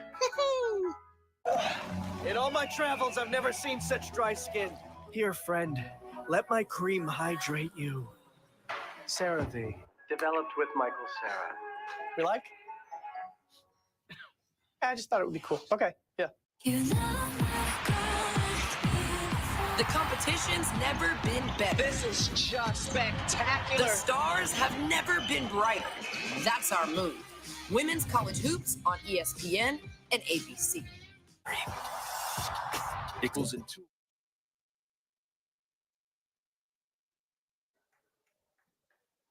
Harold Cole stands in. First pitch missed. As the Cougars start the third. And it's the outside. 2-run double in the first, a single in the second. He scored twice. High fly ball into right center. Overcomes Weiss. The center fielder has it. And Cole's retired for the first time tonight. We talked a little bit about Cole's bat speed and how basically everything off his bat has the potential to get out or at least head for the gaps there. Just got a bit under that last pitch coming in at 75 miles per hour. You give a lot of credit there to Elijah Breeden making a better pitch and securing out number 1. Thomas Lissy takes a fastball over the outside for a strike. And that's huge for Prairie View. Obviously down 16-0 in this game. You're just trying to cut your losses, but to put itself in an advantageous position there and get that first out, that's something that Coach Riggins is going to want to build on.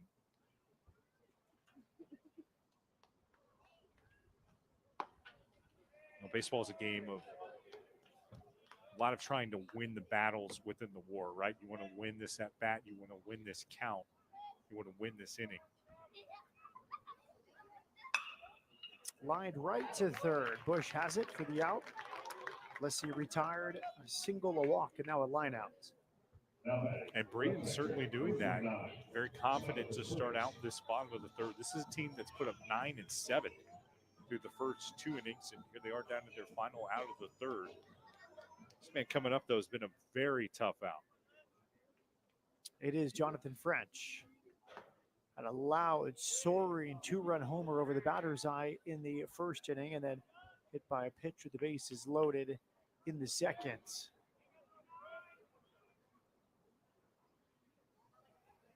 He chokes up, but he has power. Oftentimes, a guy that chokes up is more of a line drive singles hitter, but he's got the power as well. That's a great point by you, and it's interesting watching him come to the plate. What stands out to you is his build. He's a big guy. He's got very powerful legs. You can see where that home run power comes from. Hey, he's so big the bat almost looks small in his hands. No Too doubt. small. No doubt. Adjust the batting gloves before he steps back in.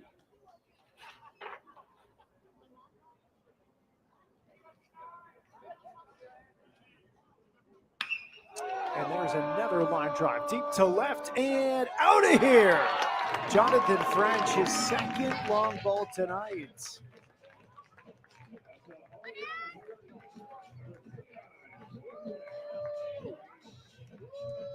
And we talked about Breeden settling into this game just a little bit. Not so much there. French with another great pitch to hit. This one ran in a little inside. Again, we talked about that power, where it comes from his lower body. He just muscled this one out of the park. It's now 17-0 Houston. Big hugs for his teammates as he gets back towards the third base dugout. I can see there a great finish as well. You could see that all the way through. The finish on the swing. How about his ability to take advantage of the opportunity to jump into midweek game? And now Reynes is hit on the first pitch. He'll take first base. I believe that's 4 hit-by pitches tonight for Houston batters. They have not been afraid to step into one. Go back to French, though. He has made the most of his opportunity. We talked about the depth that Houston has behind the plate, especially with Tulamero. Critically acclaimed coming into this season. Reynes is running the throw down. Not in time. A close play, but Reynes has a steal. Man, he's been aggressive on the base paths tonight. You love the natural speed from the first base side. You get one more look at the stolen bag. Great jump. Not afraid to lead in, wearing that oven mitts, if you will, in his right hand. It's like another hits batsman. Lopez will take first. He's been on base 3 times already. A single, an RBI, a walk, and now a hit by pitch. There's Justin Murray. That's 6 hit by pitches so far by Prairie View A&M pitchers. Murray ready to go once again. Bases loaded walk. One of 2 walks drawn tonight. Nice response there from Breland. Took something off at 83 with the breaking stuff. And Murray, you give him credit there, has been patient at the plate, driving in the run, but hasn't looked completely comfortable at the plate tonight. And suddenly you blink and he's down 0-2 in a count against Breland. Breland has recorded 3 outs.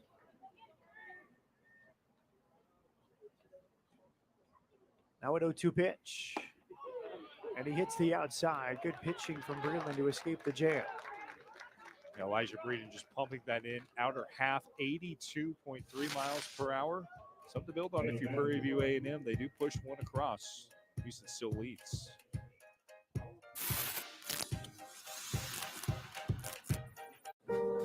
Okay, when you turn around, you're going to see some more. You have a turkey and cheese. Let's imagine that LL Cool J has a bubble around him. Do we want to be Hey, I'm inside? Keith. There are some situations that young homeowners turning into their parents just can't handle. Yep, there he is. There's my nephew. Now, I got a video of him playing piano. That's not how you take a selfie. Progressive can't save you from becoming your parents, but we can save you money when you bundle home and auto with us. 3, 2, 1. We don't need a countdown. Just take the picture. Can human skin truly be this moisturized? Oh. Yeah. Wow. CeraVe. Developed with Michael Sarah. We like? I need this win. Come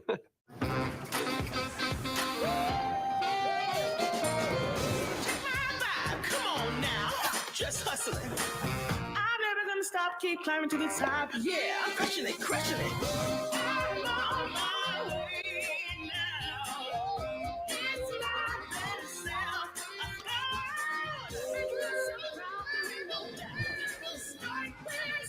Please, can I have these, Mommy? Finding your healthy has never been easier. Start with Sprouts. Make a pit stop at Raising Cane's and satisfy your craving for hand-battered, cooked-to-order chicken fingers, even faster when you order online or with the app. Raising Cane's chicken fingers. One love. First midweek of the year, Houston hoping to improve to 4-0 after a sweep of Binghamton. St. John's comes to town next weekend. Great night for baseball at Schrader Park. Again, it was really cold over the weekend. Gonna have some nice weather in H-Town this week ahead of the rodeo. Solis back to the mound for a second inning of work. First pitch swinging, Marshall Jonas bounces it to first. Short hop pickup there by Murray, who steps on first for the first out. That was another fine play by Justin Murray down at first base. This is not exactly an easy play. Kind of ran him in on the wrist, and he did a great job of first off catching up to the line drive and then taking it to the bag just in case he needed to tap the pillow. There's Tyran Norris. Grew up in Pearlands. Bounces to short. 2 hops for Reynes. Good throw to first, and it's 2 quick outs for Solis here in the Prairie View A&M 4th inning. And you talk about a pitcher's best friend. 2 consecutive outs as quickly as Solis just got those. That'll put some wind in your sail. And again, Reynes and the left side of that Houston defense have looked fantastic tonight after the error in the first. Here's Lee Allen. Might take a pitch here. And he takes a strike over the outside, 94 miles per hour from Solis. Can never give your opponent the satisfaction of a 3-pitch inning. One of those unwritten rules.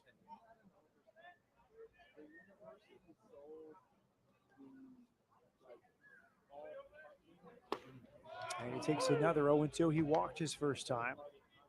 Only hit tonight came from Weiss, the number 2 hitter for Prairie View A&M. Yeah, even the breaking stuff for Solis is snapping right now. That one came in at 80. Comes back with the slider, and he gets the strikeout as Allen could not hold up. A very efficient inning for Alex Solis, the freshman from the Rio Grande Valley. And after 3.5, all Cougars.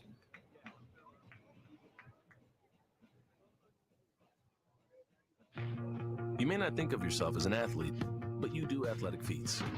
You swing, you block, you rush, you drive, you lift, you flip, and you tackle.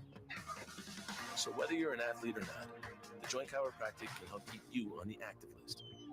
The Joint Chiropractic. Don't do pain, do you. Visit today and get your first consultation, exam, and adjustment for just $29. Our orthopedic care is shaped around you. And you. And you. Because customizing treatments and using breakthrough techniques is how your comeback starts. Like 3D printing for ultra-precise joint replacements and providing the same specialty care as we do for the Houston Rockets. So you return sooner, stronger, better. This is orthopedic care designed for you. Memorial Hermann, advancing health, personalizing care. We started at 12, running 11 deep, and dropping dimes since 9-6. What happened when the Big 8 met the Southwest? 7 Heisman's, count them. We're 6 at the net, 5 on the floor, and 4 schools stronger. We put up threes, throw up deuces, and make one thing clear. We've always been greater than 12.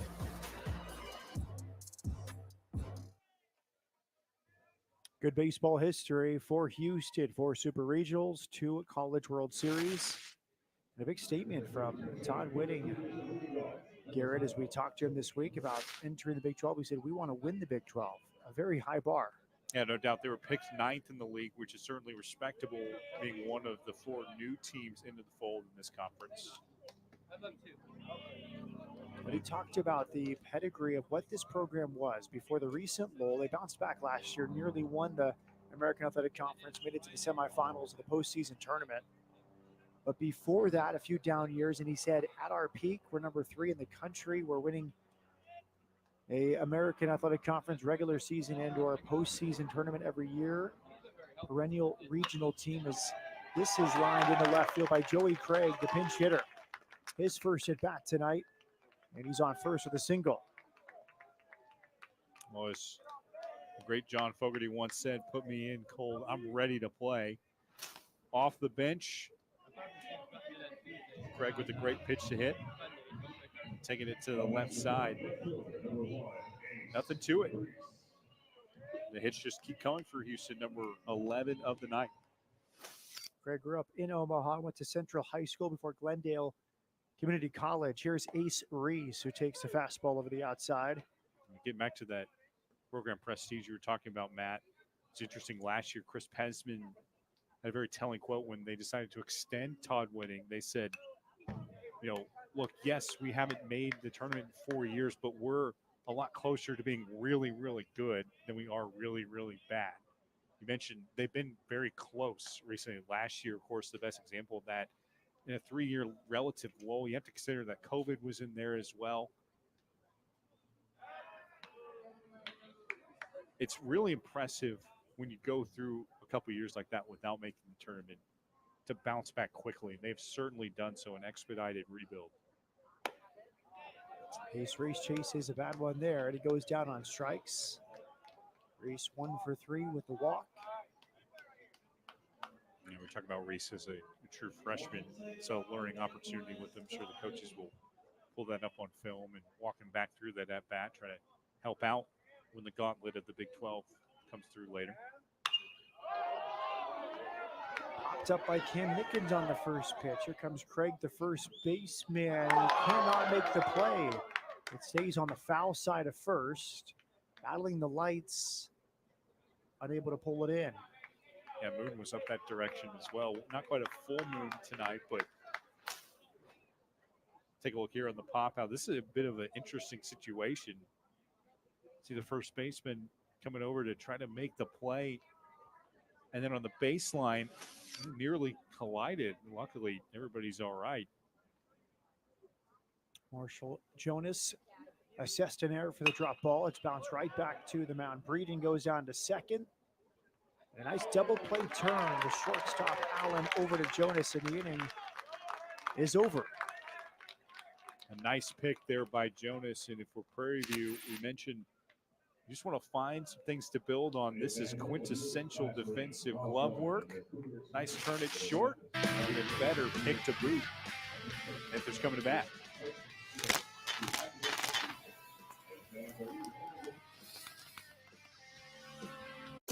Compliments build confidence. With one for me and one for you. At YoPlay, we believe in strengthening women. So we partnered with Girls Inc. to help build confidence by sharing compliments on every YoPlay lid. Now in stores. With so many choices on Booking.com, there are so many Tina Feys I could be. So I hired body doubles to help me out. Splurgy Tina loves a hotel near Rodeo Drive. Oh, Tina. Wild Tina booked a farm stay to ride this horse. Glenn Close? With millions of possibilities. You can book whoever you want to be. That's my line. Booking.com. Yeah. What does it take to define the ideal driving experience? It takes Polestar 2. With fully electric performance, Swedish design and engineering, and up to 320 miles of range. Polestar 2 is designed for drivers. View offers at polestar.com. The competition's never been better. This is just spectacular. The stars have never been brighter. That's our move. Women's college hoops on ESPN and ABC.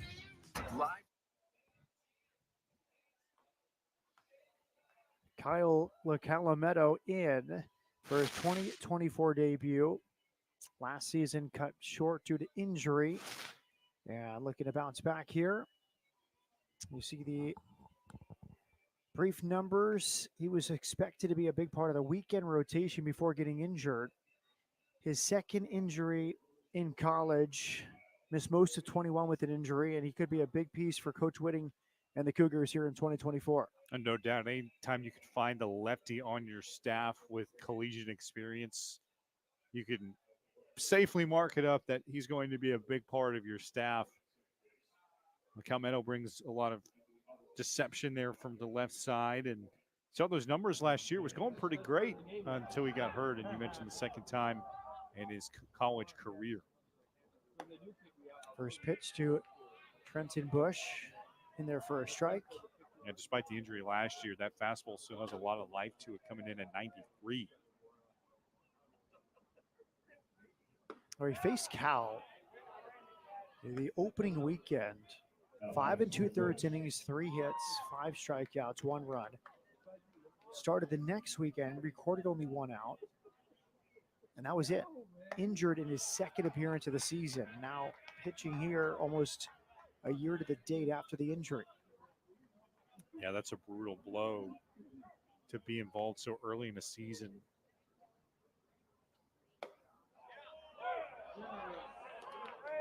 Finds the plate there for the first time this at-bat there at 92 miles an hour.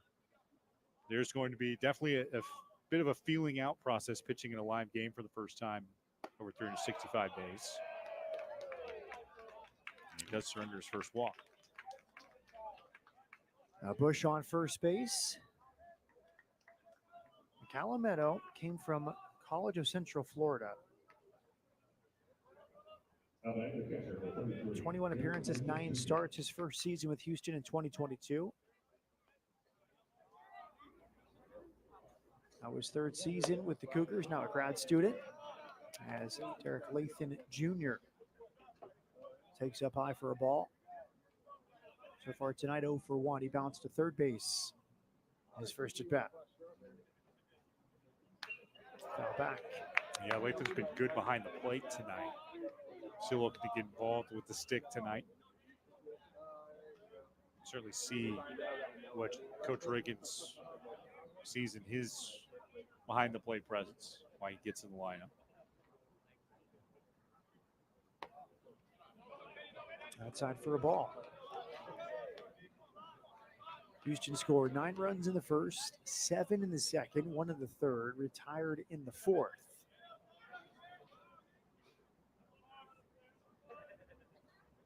Apply for a ball. He needed Tommy John surgery after that injury last February, so he's back from Tommy John. Trying to out of this staff. The injuries were significant on the pitching side last year. You mentioned Torrealba, injured early in the season, a potential closer. Calmetto, a weekend starter. Both missing. You had Paul Schmitz, the big righty from Germany, who was a bullpen piece expected. He became the Saturday night starter by the conference opening weekend. So multiple guys increased their roles after the injuries. It's so amazing when you look back on that season with 36 wins last year, considering what the staff went through, and Coach Whitting emphasized that in our conversation with him. But he turned it around and just said, hey, this staff this year is so much deeper. We feel way more confident where we did going into March last year. Swing and a miss. Lathan Jr. down on strikes. It's the first strikeout and the return for Kyle Calmetto. Yeah, that might be the loudest the Houston dugout has been tonight, aside from the 2 home runs. See here, just pulling the string, 90 miles an hour, big swing and a miss. And all those guys in that dugout know exactly what he's been through, recovering from that Tommy John surgery. And a big moment for him. You know that feels great in that first K. Swing and a miss from Isaac Davila. And when you do get that first strikeout, oh, that's a big jolt as far as momentum into the breaking pitch at 81 and got the big swing and the miss. You do have some experience now in the bullpen. If you look at the active leaders, most appearances in a Houston career among the current players, Brendan O'Donnell, 30 appearances. He's worked once this season. Owen Woodward, Justin Murray, Jose Torrealba, Kyle Calmetto, and Dan Wright tied for 5th entry in play night. They've both worked, and there's another swing and a miss. And that's something that's really interesting, watching a guy coming off of Tommy John. You watch the velocity. He's not afraid to ramp it back up again. In his first collegiate game back, 92 on the gun.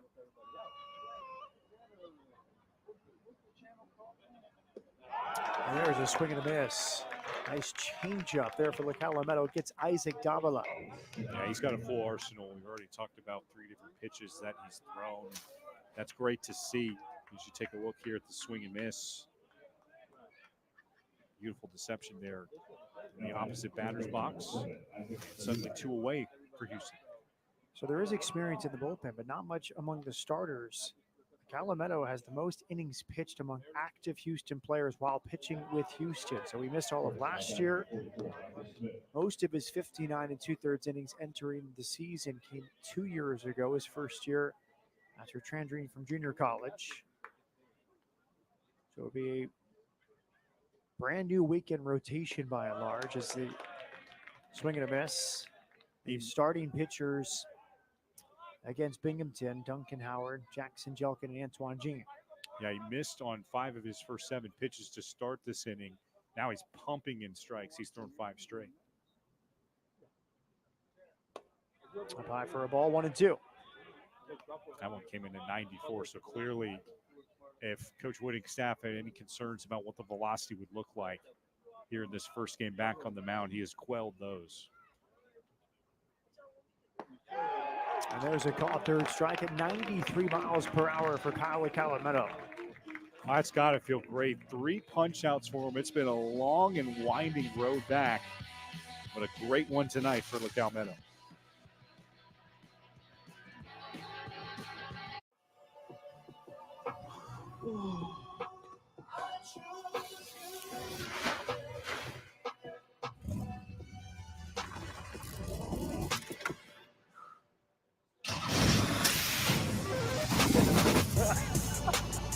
All the parts you need at the prices you want. Guaranteed to fit every time. So you can keep your ride or die alive. With so many choices on Booking.com, there are so many Tina Feys I could be. So I hired body doubles to help me out. Splurgy Tina loves a hotel near Rodeo Drive. Oh, Tina. Wild Tina booked a farm stay to ride this horse. Glenn Close? With millions of possibilities. You can book whoever you want to be. That's my line. Booking.com. Yeah. Compliments build confidence. With one for me and one for you. At YoPlay, we believe in strengthening women. So we partnered with Girls Inc. to help build confidence by sharing compliments on every YoPlay lid. Now in stores.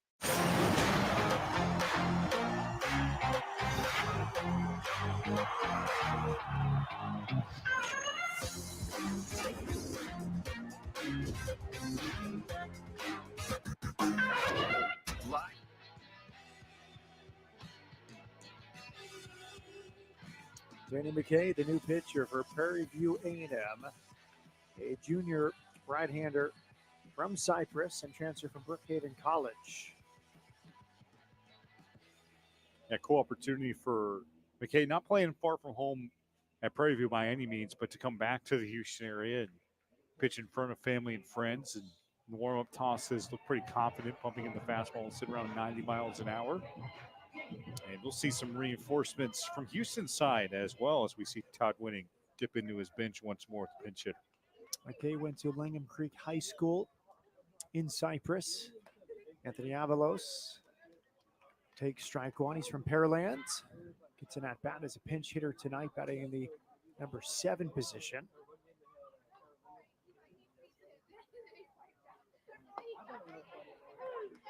This is the spot previously held by Harold Cole.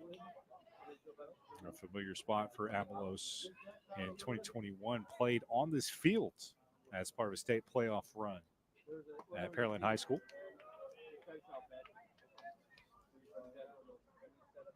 It's a really solid program, one of the best in the Houston area.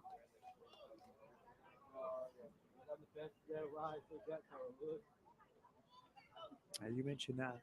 Pearland went to the UIL 6A state championship final. Foul back, good slider.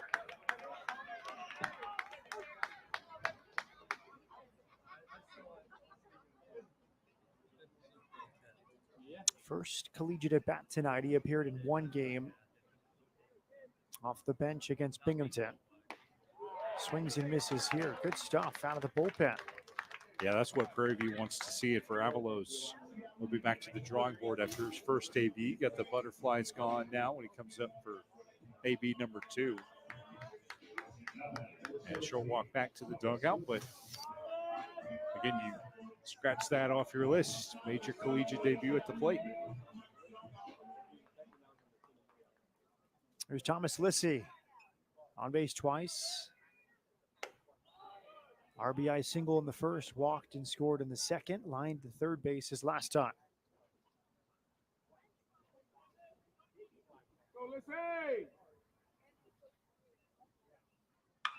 High fly ball soaring out to Smith, the right fielder.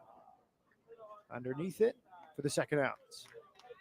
Yeah, Lissy just not quite able to drive that latest breaking pitch the way that we've seen some baseballs fly out of the park tonight. The 2 Houston home runs, thought maybe that one had a chance, but it just died out in right field, and 2 very quick outs there for the Panthers. Kenneth Jimenez, another pinch hitter, the catcher from Tucson, Arizona. 1 hit and 2 at bats so far this season, and he takes a strike. And McKay looks the most confident of any Prairie View pitcher tonight. Continuing to throw strikes, working quickly too. Good slider at the knees. Kenneth Jimenez, junior college transfer, played at South Mountain Community College, a well-known JUCO program in baseball. Went to the semifinal of the regional tournament last season.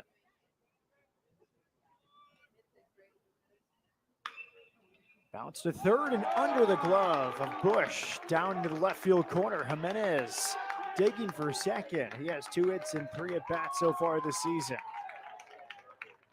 And the celebration with the ringing double. Thought this one looked like it was going foul. As you'll get one more look at it here. Jimenez right on top of it. A big bounce right near home plate, just out of the reach of the third baseman. It's a game of inches out there. One thing you notice when he gets out of the box is that quick speed up the baseline. Easy 2 bags for him. Extremely low to the ground with this crouch stamped on the right side. Now it's Reynes. First pitch swinging, slicing it foul towards the Panther bullpen. Activity continuing. Nice catch made out there. On the fly, too. You got to keep your head up if you're in the bullpen. And Jake Reynes hit by a pitch twice.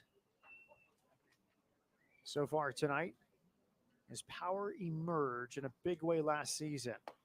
Reynes had 16 home runs last year. Before that, in his first 3 collegiate seasons, hit 6 home runs and over 150 at-bats. Same college program as Astros shortstop Jeremy Pena. Quite the pedigree there. Pena to Reynes. Quite the offensive numbers for Reynes. 31 extra base hits, 16 homers, 14 doubles.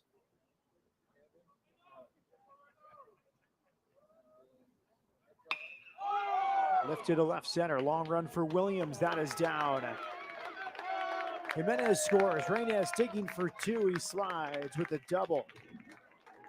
Second RBI of the night. Well, you talk about Jeremy Pena, too. Very similar swing here. Reynes going down on a knee. The former Maine Black Bear putting that one in the gap.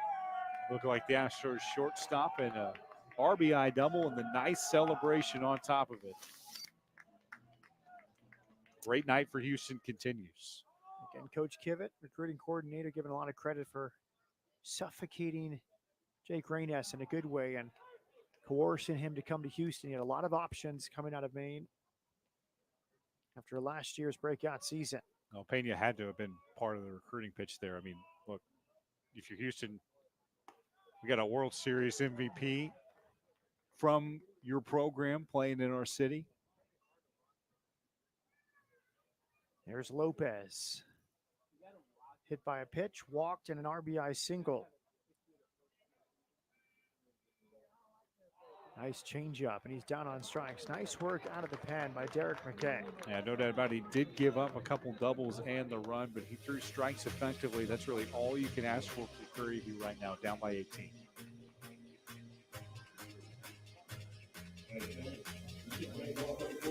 New Sustain Complete Preservative Free. Just one drop gives you 8 hours relief from dry eye, so you can make every look count. Try new Sustain Complete Preservative Free, ideal for sensitive eyes. I feel like bustin' loose, bustin' loose, come on. Get on up. Bustin' loose when you're born to say, bustin' loose, yeah. SoFi is helping me get my money right to achieve my ambitions. With SoFi checking and savings, I pay no account fees and earn a competitive APY.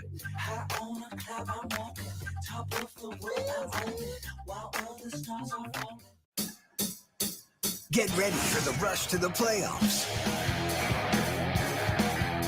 The biggest games on the biggest stage. An outdoor hockey doubleheader at MetLife Stadium. The most intense playoffs in sports begin in April and culminate with the most revered trophy of all.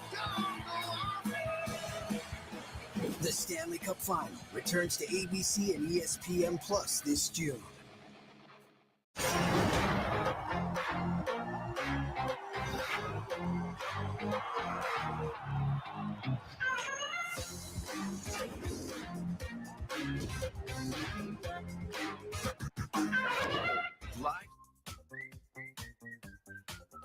Ryan Dollar in the game for Houston.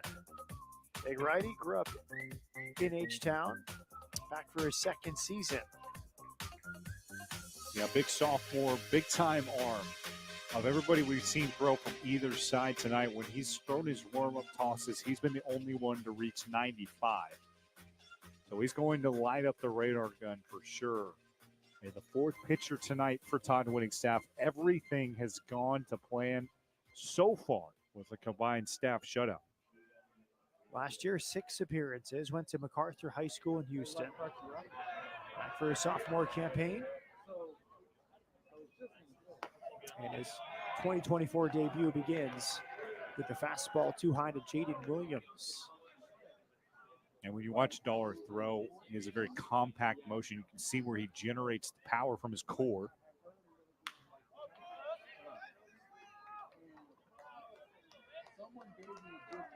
Williams fouled it back.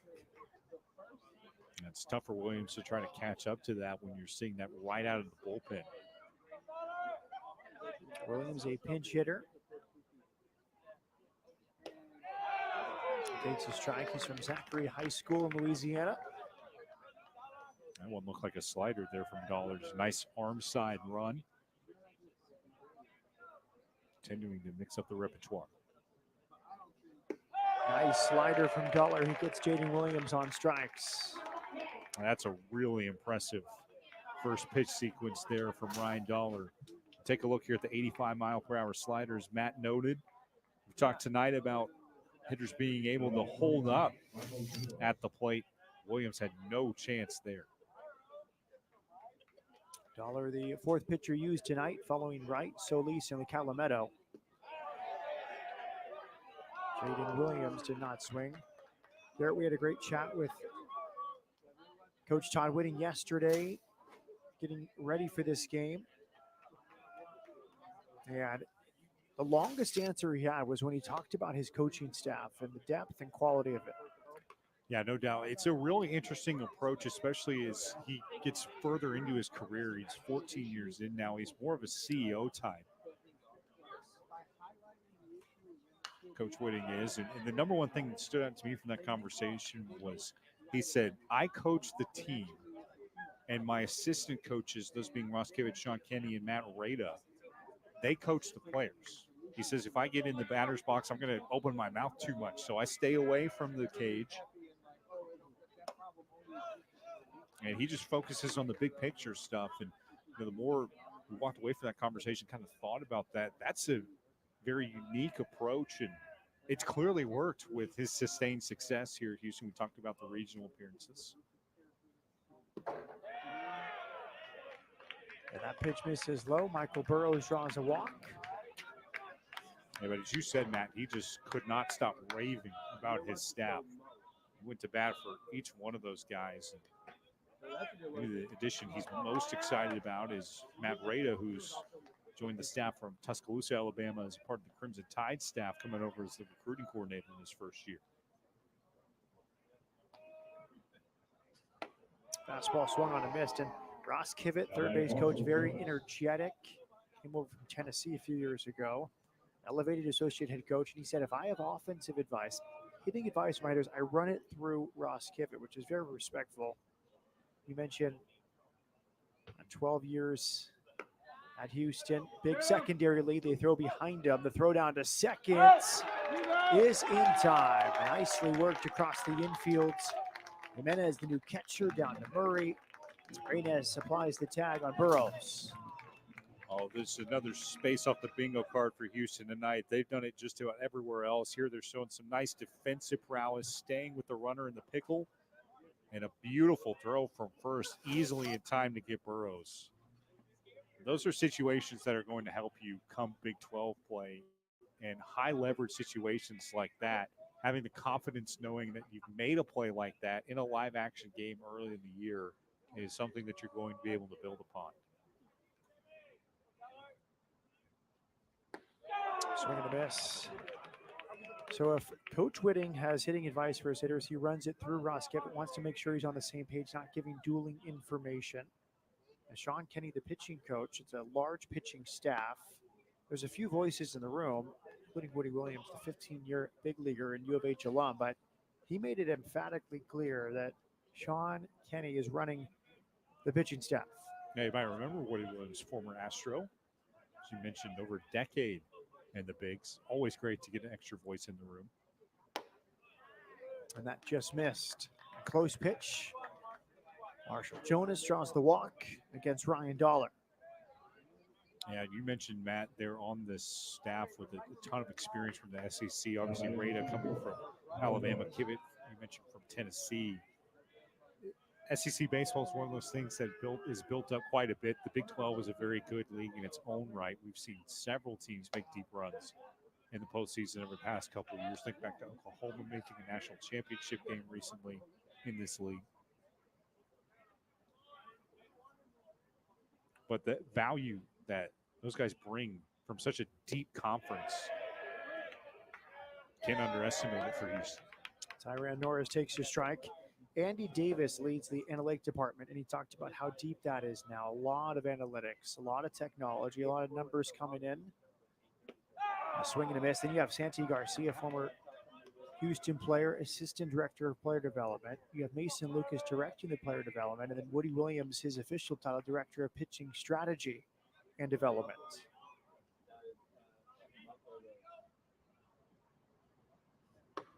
Good slider. Norris down on strikes. A few strikeouts for Ryan Dollar. Really impressive night for Dollar. Mixed in the slider with a very lively fastball. No chance for the Panthers here in the sixth.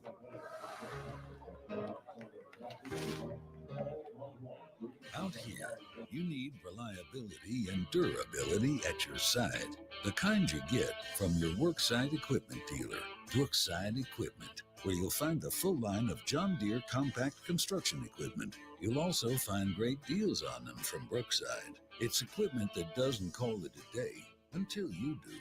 So make your workday run smoother with Brookside at your side. 9 Texas Gulf Coast locations, or visit brooksideusa.com. Our orthopedic care is shaped around you.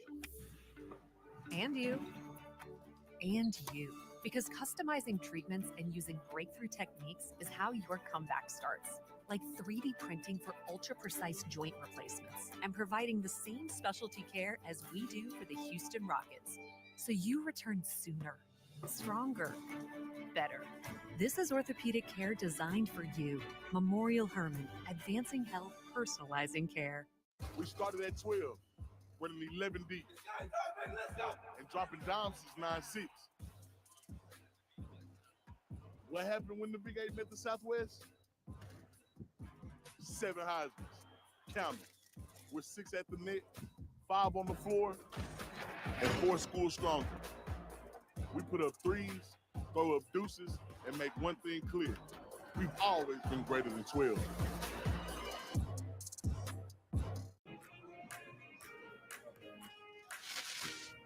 No rest for Justin Murray. He stands in for his 5th plate appearance tonight.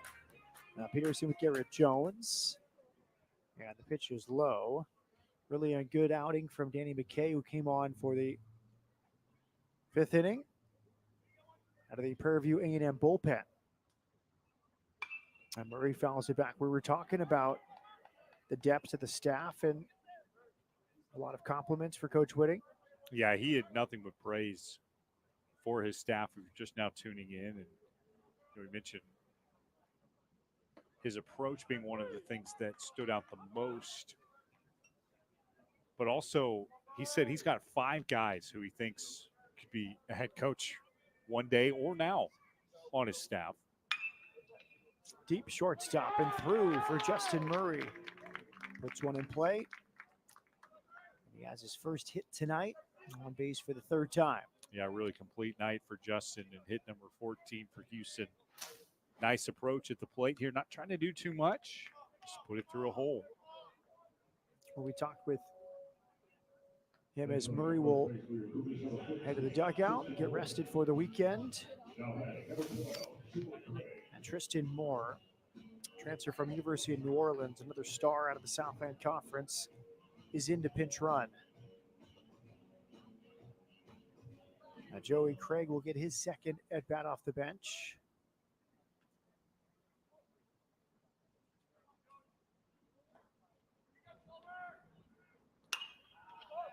High pop-up first base near the dugout. It lands near the camera well where the photographers are stationed. Tough play there and a little nook between the dugout and the photographer's area. Yeah, you got to look alive. You're in the field of play if you're in the camera well. Everybody all right down there? You see Moore taking over on first base. I'm talking about McKay Madden. One thing you've noticed from Prairie View, they go up 16 runs through the first 2 innings, but their pitchers have done a nice job kind of settling the game down and stopping the bleeding. They've been able to do so, effectively enough to set up their offense, which is delivered a goose egg. But overall tonight, they're doing a nice job of just keeping Houston relatively calm. Hit hard to third. Nice play at third by Bush. Back to his feet. Low throw in time. Excellent work at the hot corner there by Trenton Bush. Yeah, it's the play of the night for Prairie View.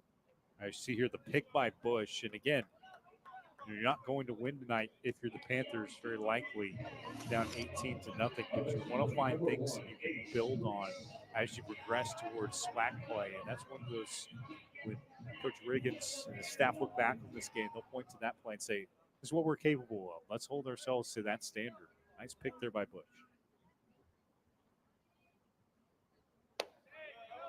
Reese takes it by Craig, by the way, has some good power last year at the junior college level. Glendale Community College, 18 homers.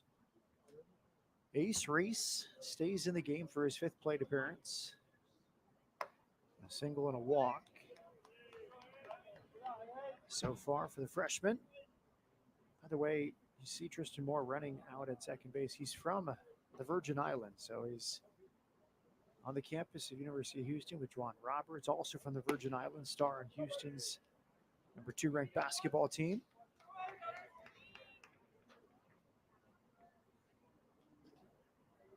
Five international players on this Houston 2024 roster. Breaking ball popped up by Reese, backing out of play. Antoine Jean, you'll see in the rotation this year, hailing from Canada. We talked about Jose Torrealba from Venezuela. Had some Venezuelan fans in the crowd tonight. Paul Schmitz, who Matt mentioned earlier, all the way from Germany. And Chris Stewart from the Netherlands. Foul back. A lot of experience. You talked about the coaching staff and the quality of depth. 18 seniors and graduate students for Houston, 2nd most nationally. Only Utah Valley has more with 20, but some Texas schools in the mix. Texas State has 18. UIW has 17. That smash into right center. It is down for Ace Reese. Christian Moore sprinting in from second. He has crossed home plate. And Reese has his second hit and his second RBI tonight. A great at bat there from Ace Reese, and this is really encouraging if you're Houston. You want to see your, especially young players, putting the ball in the gap just like this, especially in a ballpark where it's 390 out to center, 375 to right center. That's going to lead to a lot of runs come Big 12 play. Ace Reese, you see the stickers on the back of his helmet. He does not play like a freshman. He's already grabbed the attention of the staff. He will be lifted for a pinch runner tonight.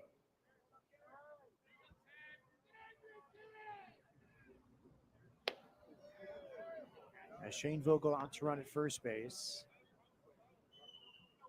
Kerry Arboleda in to hit. He's been around the program a few years. Foul back. Jacob Shane Vogel running at first. Arboleda in the second year with Houston. At 205 last year, never really got going. 8 hits and 39 at bats. Swings and misses here. Nice pitch there from McKay. Again, took something off. Got Arboleda to swing right over the top of it. 73 miles per hour. Arboleda did start twice against Binghamton, 1 for 2 with 2 walks drawn. So a bounce back season, it appears, for Kerry Arboleda. Slider in the dirt, 2-2.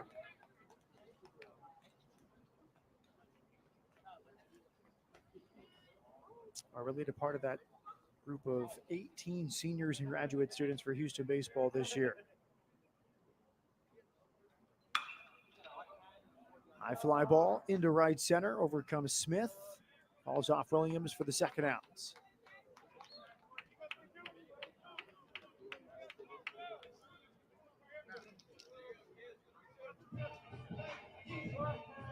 Number 32, Anthony Avalos.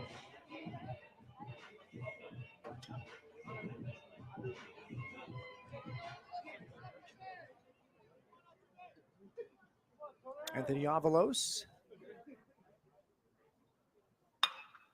up the middle. The short way to seconds. Not in time. Good hustle by the pinch runner Shane Vogel. He beats out what appeared to be a routine play from second base to short. Yeah, I didn't know about that decision from Davila. You could see up the line some nice hustle from Shane Vogel. This one was just way too close to try to go to second. You appreciate the instinct there, but again, shortstop was just too deep toward the third base hole to come over and cover second base. Should have gone to first. Again, you always want to try to get the lead runner if you can. Lee Allen was a little late. I think the ball was there on time, but Allen, the shortstop, coming from a deep position, could not get there in time as Thomas Lissy takes strike one. And that's a teaching point for Prairie. That's something you can build on. We mentioned there's been several things tonight that they'll be able to point out in film. Off-speed pitch is low. Thomas Lissy, RBI, hit his first time, walked and scored in the second, plus a line out and a fly out.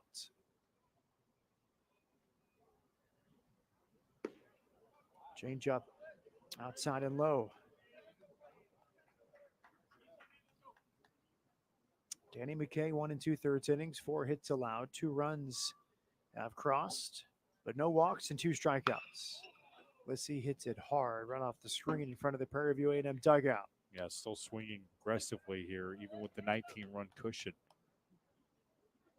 All these plate appearances are valuable. No such thing as garbage time. Trying to compete to win the Big 12, as Todd Whitting told us they are.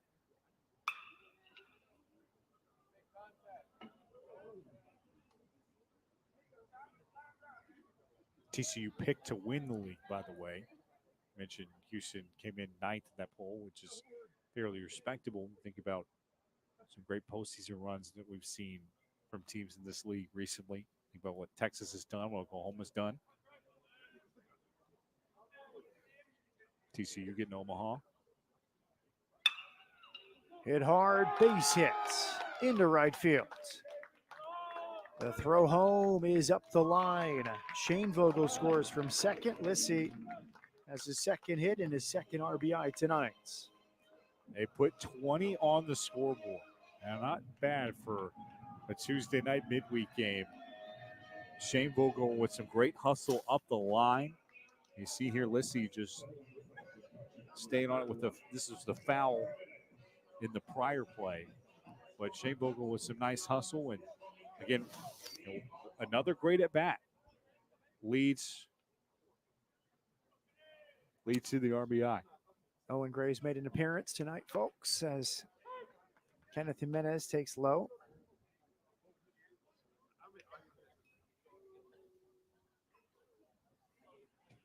Jimenez had the nice throw back to first on the rundown that had the caught stealing. Now he has an RBI single to right. His second hit.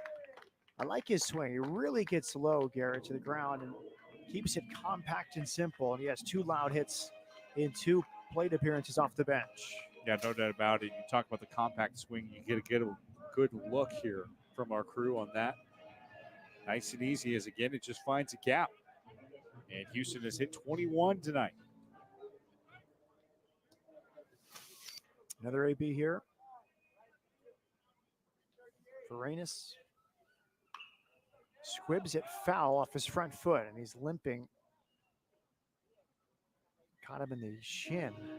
And that's the last thing you want to see in a 21-run game. Here's one more look at it.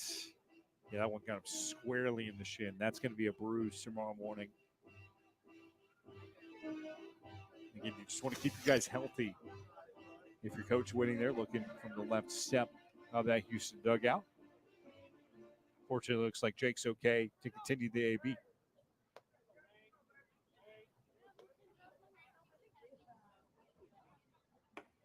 Outside for a ball. Reynes and Maine played Louisiana in a regional game last year. He reached base all 5 times. His numbers just simply jump off the page when you look back at his 23 season. Tapped it foul. We mentioned the power, 16 homers. He walked 35 times. He stole 38 bases in 46 tries.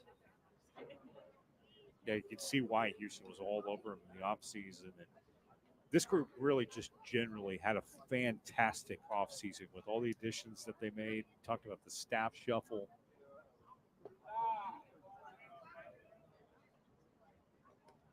Really do think you're going to see it come out on the field. We already have through the first couple games in Houston's season.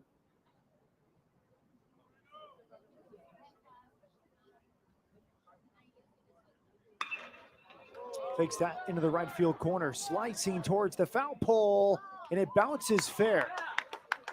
Lissy scores from second. Jimenez waved in. It's an opposite field 2 RBI double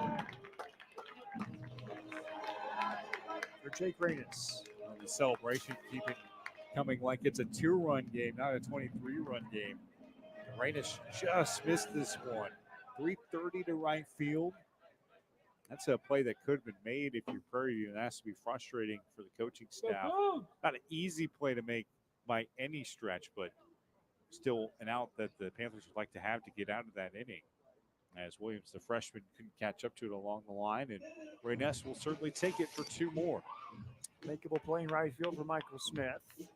Another pitching change for the Panthers. Impressive opposite field power there from Reynes. It was a tough breaking ball away. He has 2 more RBI. Pitching change for the Panthers here in the 6th. These are my tissue box covers. Remember, tissues come in their own boxes. It's important for young homeowners to let go of the things turning them into their parents. There we go. All right, who's next? I've been holding on to these pieces of crown molding because you never know when you're going to need them. I do, and it's never. It can be a lot for them. Do you still own that car? I do not. Okay. Progressive can't save you from becoming your parents, but we can save you money when you bundle home and auto with us. Empty tubs of butter are for recycling, not for my leftovers. That's a big one, people. All the parts you need at the prices you want. Guaranteed to fit every time. So you can keep your ride or die alive.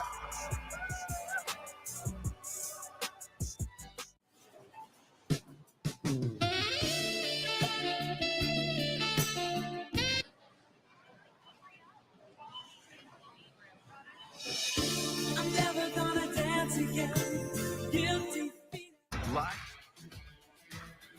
DeAndre Edwards out of the bullpen for Prairie View A&M. 6'1" lefty, a sophomore from Chicago who's transferred from North Carolina A&T. Yeah, Edwards from the left side. This is a good opportunity for him to prove his worth in this bullpen. Again, we talked about lefties earlier tonight, how valuable they are as part of a college bullpen. And get some nice velocity with the fastball. Breaking stuff will sit around 81 miles per hour. And some good opportunities to get some talented Houston batters out late in this game. Another pinch hitter for Coach Whitting. It's Hudson Sapp. I mean, we've heard some great baseball names tonight. Hudson Sapp is the best. It's my favorite right now. That one takes the cake. That one does.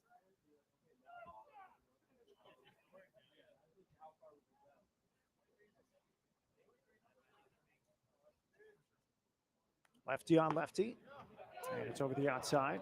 We talked about that SEC pedigree with some of the staff for Houston coming over from that conference. And Sapp came over for Ole Miss, 2022 national champions.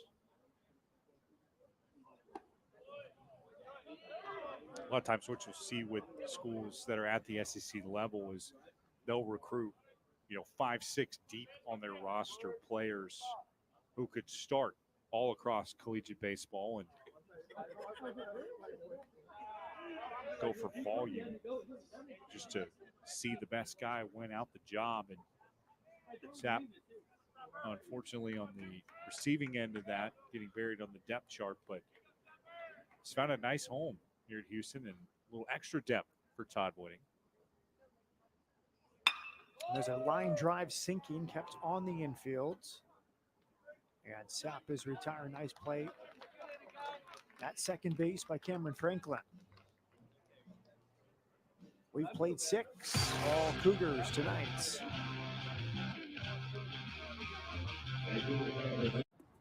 Question: what would you get with almost $750? Easy. I'd buy a smartwatch like that guy. Makes sense. Use that GPS for your poor sense of direction. Excuse me? My grandfather was a homing pigeon. My internal compass is genetic. Must have skipped a generation. I'm a walking GPS. Okay. Which way is north? Okay, that's up, not north. I should get the watch. Switch to Progressive and you could save hundreds to spend on whatever you dream up.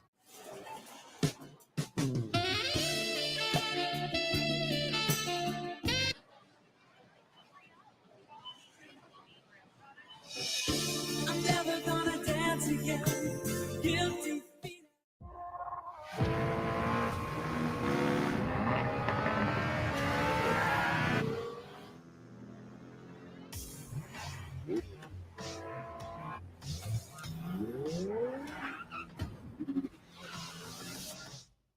It's one fantastic ride. The turbocharged, tech-inspired Kia Forte. Best 2 out of 3? Kia, movement that inspires. The competition's never been better. This is just spectacular. The stars have never been brighter. That's our move. Women's college hoops on ESPN and ABC. Live. Welcome back to Schrader Park. Matt Peterson with Garrett Jones. Brian Dollar back to the hill. After an impressive showing in the 6th inning with 2 strikeouts, the big righty misses low against Lee Allen. You could blanket that term over all of what Houston's pitching has done tonight. Something that's kind of getting lost in this offensive onslaught has been the fact that this staff has allowed just 1 hit. Bounce to the right side and through, a base hit. All right, you can chalk that one up for a classic announcer jinx. He'll be to Jesus in its 2nd. Tristan Morris playing 1st. Obviously, more credit there to a nice piece of hitting there from Allen, just finding a hole. And again, for Coach Riggins and his staff, that's what they want to see, especially late in this game that's gotten out of hand.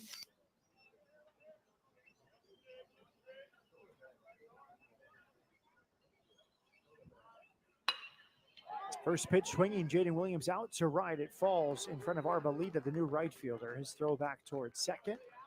Good swing from Bush. Back-to-back hits for the Panthers. I don't look now, but suddenly the Panthers with a little bit of life here in the 7th. Back-to-back base knocks. First time we've seen that tonight. A couple nice pieces of hitting. They've gotten aggressive against Dollar here in the 7th. Derek Lathan Jr. stands in. Only one remaining starter is out on the field for Houston. It's Thomas Lissy at third base. The rest of the defense has changed. Jimenez is the catcher. Tristan Moore, a pinch runner, stays in the game at first base. Kobe DeJesus playing second. Anthony Avalos is at shortstop. Shane Vogel's in left. Craig's in center. Arbolitas in right. And Dollar struggling to find the strike zone just a little bit there. Missed it 83 miles an hour. With the change up.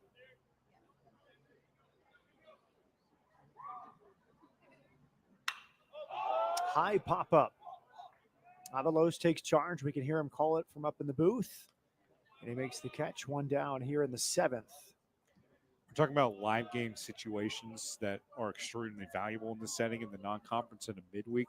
That right there is something that Avalos can use to become a better player. It's not easy to catch a pop-up like that in the dead of night with the saving lights on. And again, like we said, real umpires in the building, real opponent that you're playing against. It's a nice defensive play. Made it look easy, and it'll help him improve. Pearland native makes the catch. Cameron Franklin takes outside for a ball. And that's the value of playing in a 23-0 game right now for both sides. And you just don't get opportunities to see what you got like this. And for Houston, you're certainly pleased with the performance thus far. Franklin is from Cyprus. He went to Foster High School down in Richmond on the southwest side of town.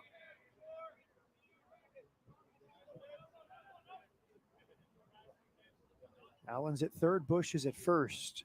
Panthers trying to get on the board here. Tap foul right at home plates. A busy night across the college baseball slate. We'll start in the Big 12. Baylor beat Lamar 11-5 in Waco. Texas Tech leads UT Arlington 9-1 at Globe Life Fields. Kansas leads Texas A&M Corpus Christi down at Whataburger Field 8-7. And TCU in a good one right now with Texas State at Lupton Stadium. Yeah, those are two really quality teams. Texas State has come very close to making a run to Supers in recent years. TCU getting to Omaha, obviously. At 6-5, TCU after 8 innings. TCU's number 3 in the country. Texas State had some epic midweeks against Texas last year. So big crowds. 2 balls, 2 strikes. Tap foul once again. Texas leads Houston Christian 12-2. Dallas Baptist leading Oklahoma. Those games are always fun. Dallas Baptist always has a good RPI based off of their midweek results by and large before they enter conference play. Runner goes, and it's fouled back. Yeah, I got a chance to see DBU in the conference tournament last year over in the Conference USA. It was here in Houston, and they did not blink making the jump up to Conference USA. I mean, that is quite a program up the road to I-45 North. Top 25 most of last year. Yep. A good one, kind of a interesting one. Arizona State taking on a future Big 12 rival in Kansas State. 4-3 in Tempe tonight. That's a great point there, talking about the future of this league, and Arizona State, Colorado, Utah, and Arizona all coming into the fold. And there's some good baseball coming into this league. It's going to be a strong baseball conference. Already is. You'll enjoy Texas and Oklahoma in this spring, and then they'll head off to the Southeastern Conference. Cameron Franklin has first and third with 1 down. Nice slider from Ryan Dollar. That's his 3rd strikeout out of the bullpen. Yeah, Dollar has been locked in tonight. In a bit of an interesting situation. Obviously not a high leverage spot by definition, up 23, but still with runners on first and third with just 1 away here. Very confident. Going to the 82-mile-per-hour breaking pitch, and out number 2.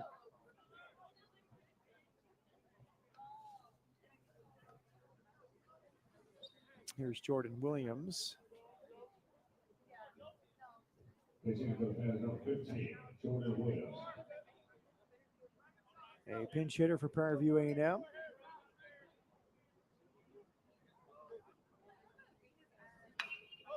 And he pops it up behind first.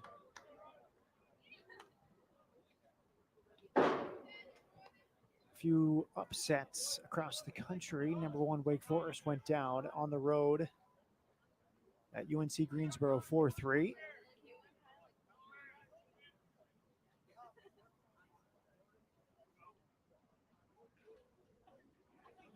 Dayton wins on the road at Vanderbilt, 8-5 Flyers over the Vandy boys from Hawkins Field.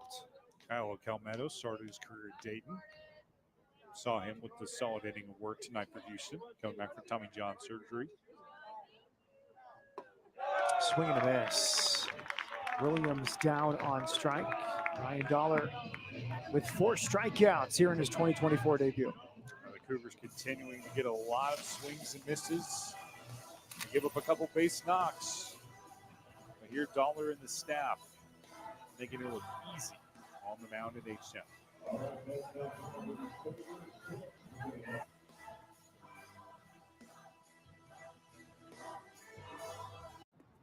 Question: what would you get with almost $750? Easy. I'd buy a smartwatch like that guy.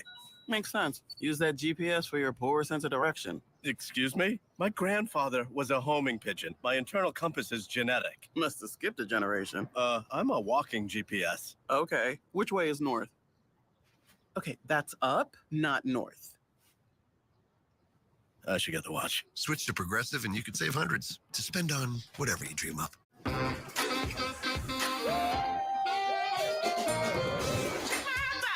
on now, just hustling. I'm never gonna stop, keep climbing to the top. Yeah, I'm crushing it, crushing it. I'm on my way now. It's my best self.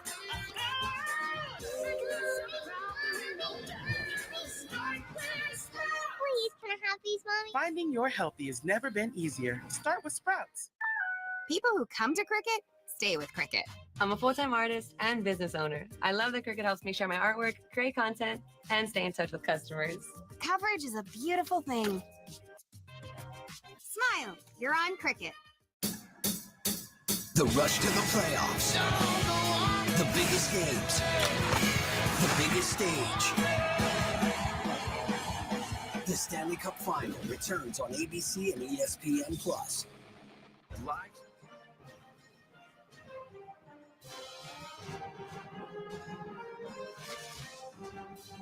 Seventh inning stretch time from Schrader Park.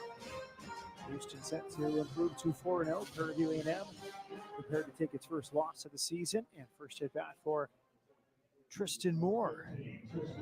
A good night to be down in the Cougar dugout. Almost everybody has gotten off the bench. And Coach Whitting prepared to deploy this evening. It's good for team camaraderie. This has gone exactly to plan if you're Houston. Maybe didn't expect to put 23 on the scoreboard. DeAndre Edwards returns to the mound. He got the final out of the 6th inning. Tristan Moore, good size from the left side, transfer from New Orleans, had 19 homers and OPS over 1,000 for the Privateers last season. From Palm Beach State to New Orleans and now at Houston.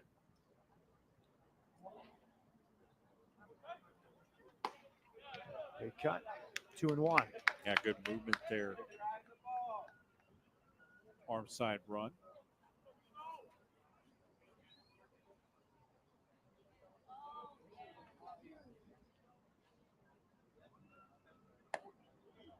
Moore has good speed. We saw him as a pinch runner. He stole 20 bases last year for New Orleans.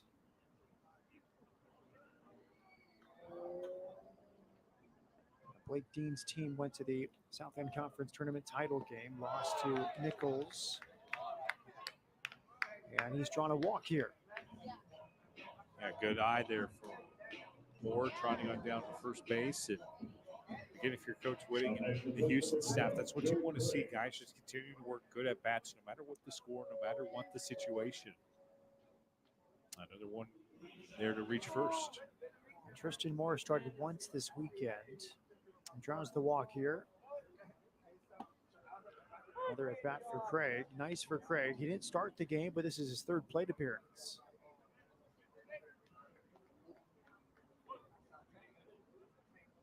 Singled in the fourth, grounded out his last time.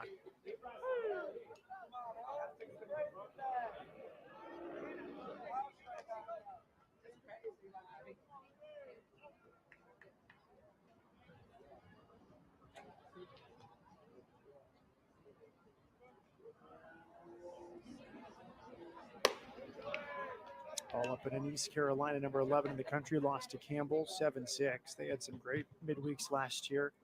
Another one tonight from Jim Perry Stadium in North Carolina. Iowa's in the top 25. Number 18 in the most recent poll. Craig goes down on strikes. Yeah, they're the other team putting up 20 tonight.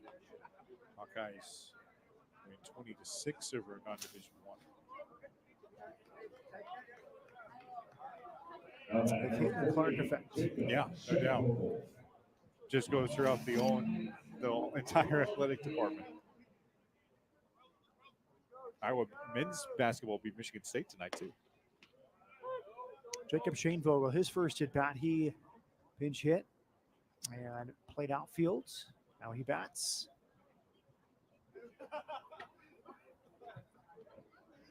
Came off the bench 3 times. Time called by the catcher, Lathan Jr. So his 4th straight game off the bench, 1 for 1 this weekend with a run scored and a walk.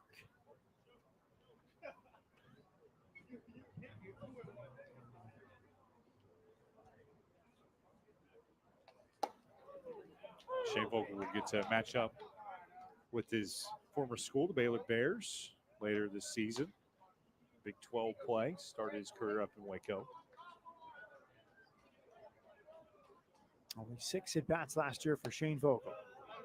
Love the fact that the Baylor-Houston rivalry across several sports is back, with Houston joining the Big 12.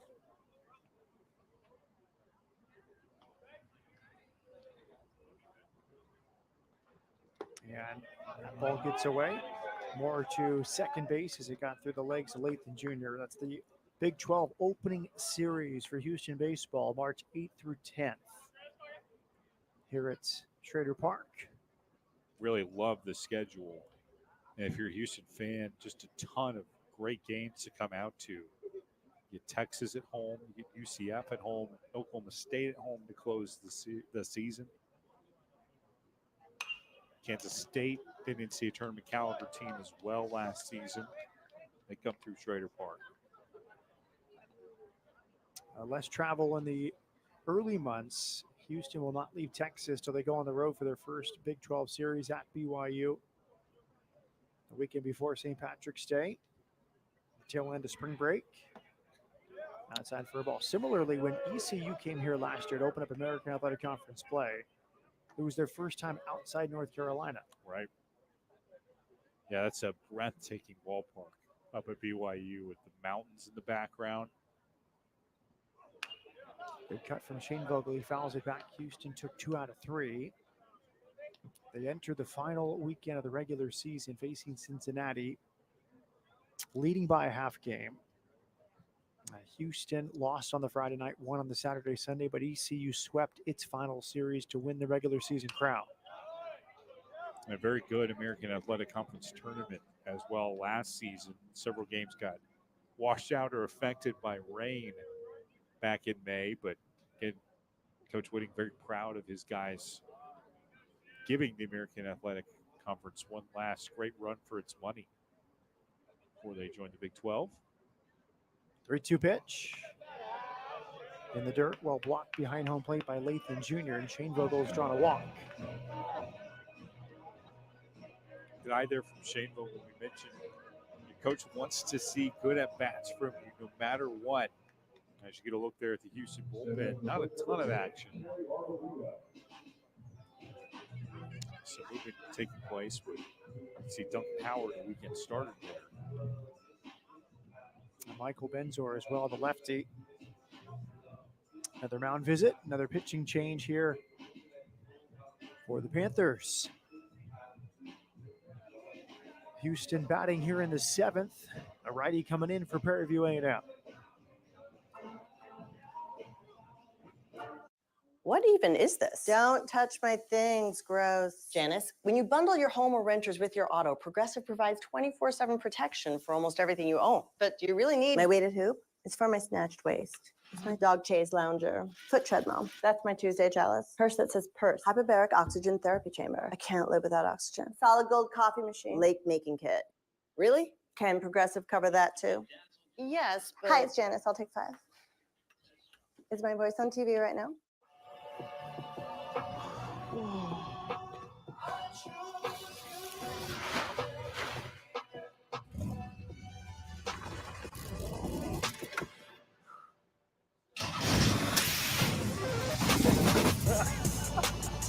All the parts you need at the prices you want. Guaranteed to fit every time. So you can keep your ride or die alive. Lives.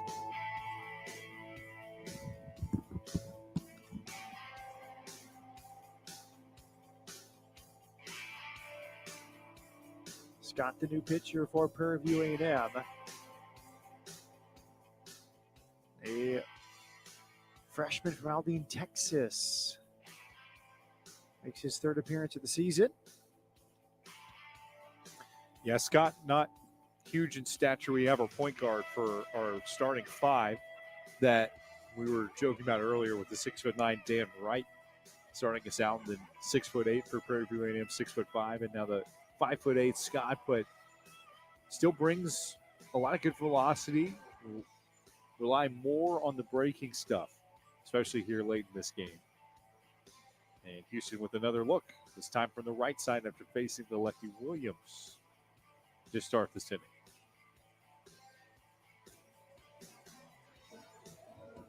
Houston, 23 runs, 18 hits. Now left 6 on. Prairie View A&M, no runs, 3 hits, 2 errors. Kerry Arbolita gets another at bat. He flied out to right field his first time.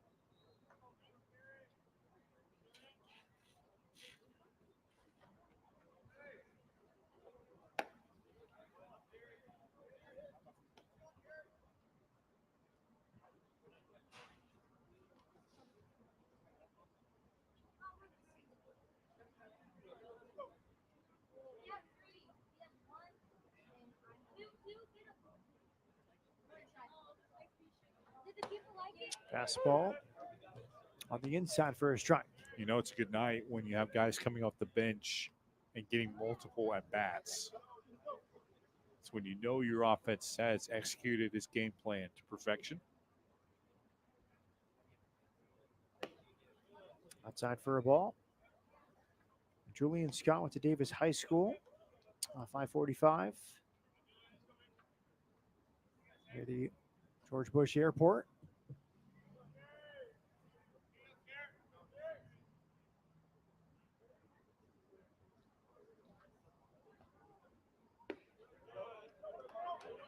Inside for a ball. No midweek for St. John's. It's hard to play midweek when you're in New York and there's still snow on the ground. Right. It is a definite advantage for the Southern schools and the West Coast schools.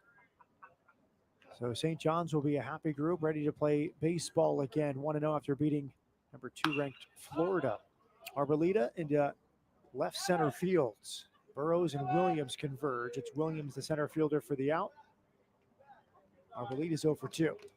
Yeah, it's really interesting in February. You see a lot of the warm weather schools match up with the cold weather schools, and it brings an interesting blend of results. As you mentioned, the weather affecting St. John's or the weekend before. They see Houston this weekend.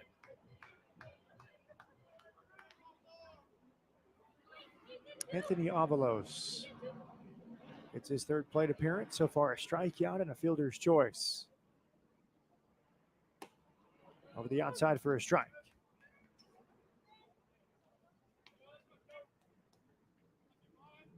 Really curious to see what Avalos could do with this 3rd at-bat. First at-bat, kind of shaking off the jitters.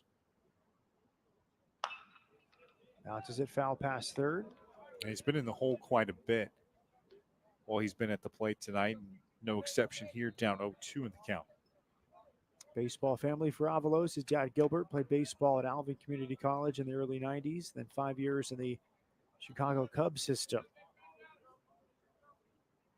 0-2.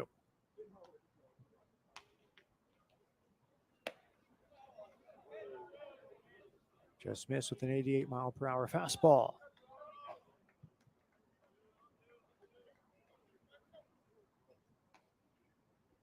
So Houston mixing it up. Matt Reid is now coaching third. Paul Schmidt's the big right-hander from Germany coaching first. And Avalos down on strikes. Good breaking ball there from Scott. Yeah, nice momentum for Prairie View as they pick up another strikeout. Houston still in complete control as we in the seventh. In all my travels, I've never seen such dry skin. Here, friend, let my cream hydrate you. CeraVe, developed with Michael Cera. You like? I just thought it would be cool. Okay, yeah.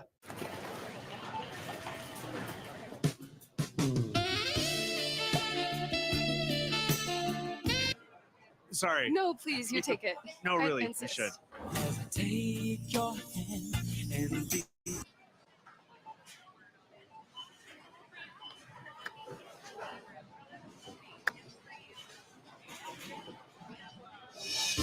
I'm never gonna dance again. Guilty feet have got no. Better trucks make better memories. The Toyota Tundra. Qualified lessees can lease a new 2024 Tundra SR5 for $449 a month. Toyota, let's go places.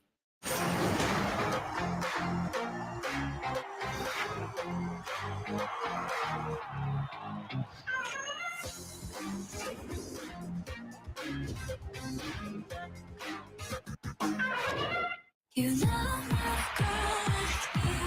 the competition's never been better. This is just spectacular. The stars have never been brighter. That's our move. Women's college hoops on ESPN and ABC. Live. New pitcher in the game for Houston. It's Michael Benzor, the 6'4" lefty out of Porter High School. Yeah, Benzer, really great arm, 6'3", 218, coming in at 92 miles per hour in the fastball with his warm-up pitches.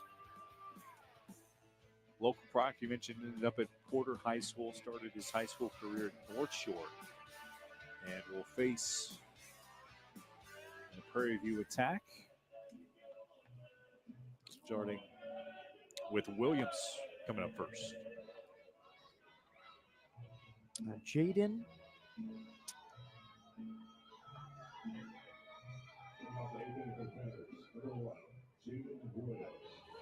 Jaden Williams, a stand-in here.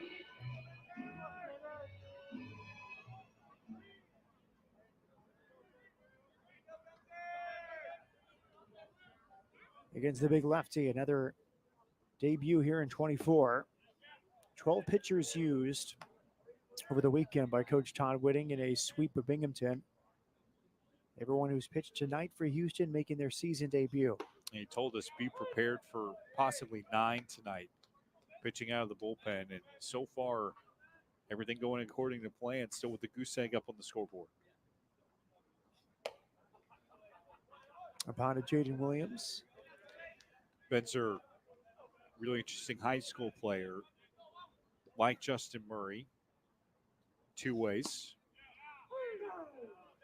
He would play first base his junior year for North Shore and then come in to close out games on the mound.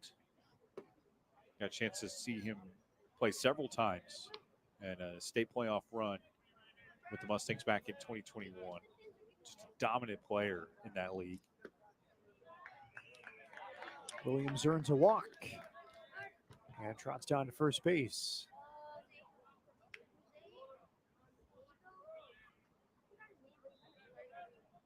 They do really like him as a pitcher, but obviously that's good to know that you've got it in your back pocket of guys who play two ways. A lot of guys do that at the high school level, and then once you get to college, especially your second or third year, you start to specialize a little bit more.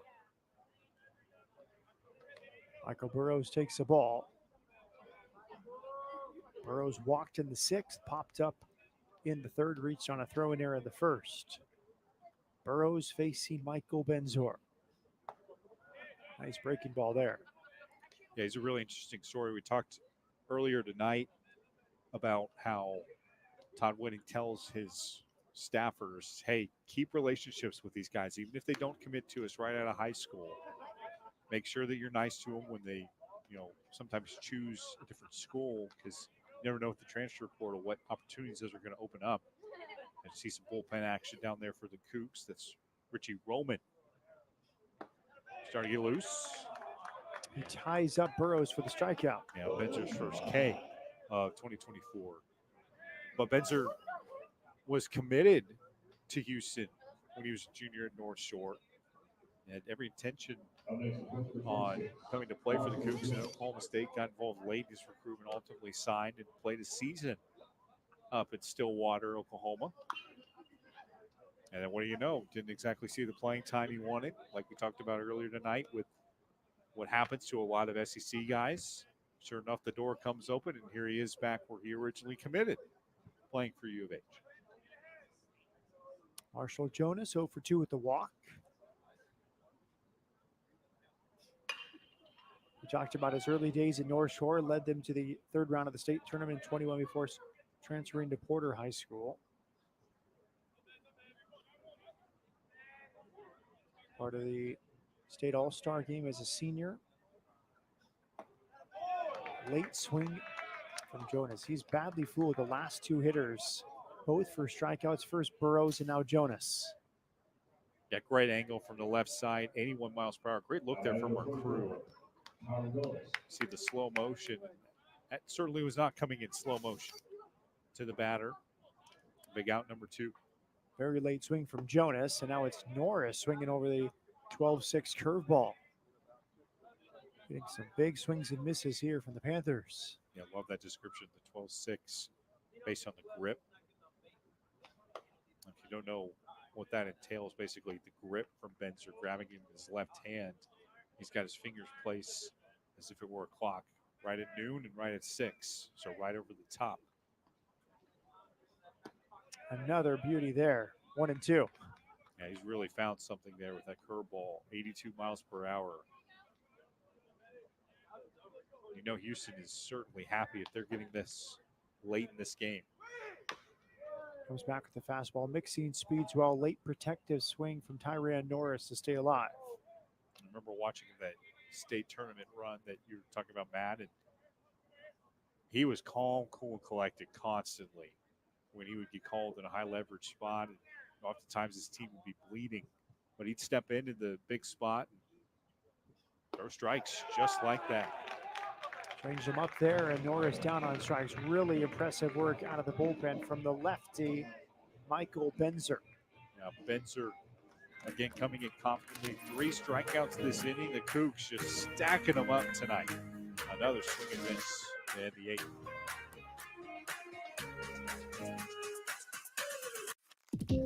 SoFi is helping me get my money right to achieve my ambitions. Want to see?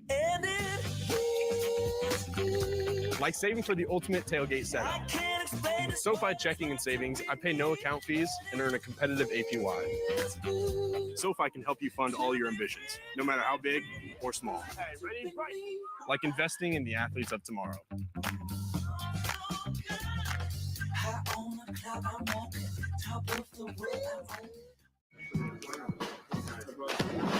You know, Peyton, seats at the hotel pool are a lot like seats in a game. We have VIPs, we have fair weather fans, and the bench. Well, who sits on the bench? Not me.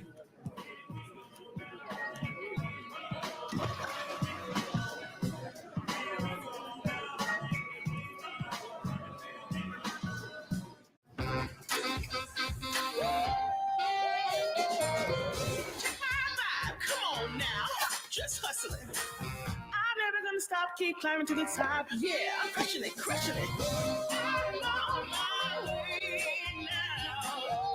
It's my best self.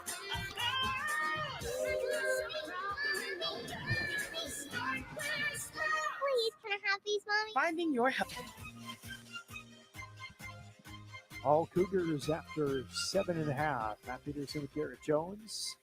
Thomas Lissy, the lone remaining starter for tonight's game, is at the plate. And he's been across home plate 3 times. 2 singles, 2 RBIs, plus a walk. Yeah, very team-oriented performance for him tonight. He's made some nice defensive plays as well. And he rips that into right. But it's only as far as the warning track. Sounded good off the bat. But flagged down by Jordan Williams. Yeah, looked good off the bat, too. And, you noted he's the only starter still in the lineup. I don't think that's by accident for Coach Whitting and his staff. Just wanted to give him as many at-bats as possible. And there you saw a pretty good one. Good piece of hitting. Some nights that'll fly out of Schrader Park. Just not quite tonight. It's out number 1.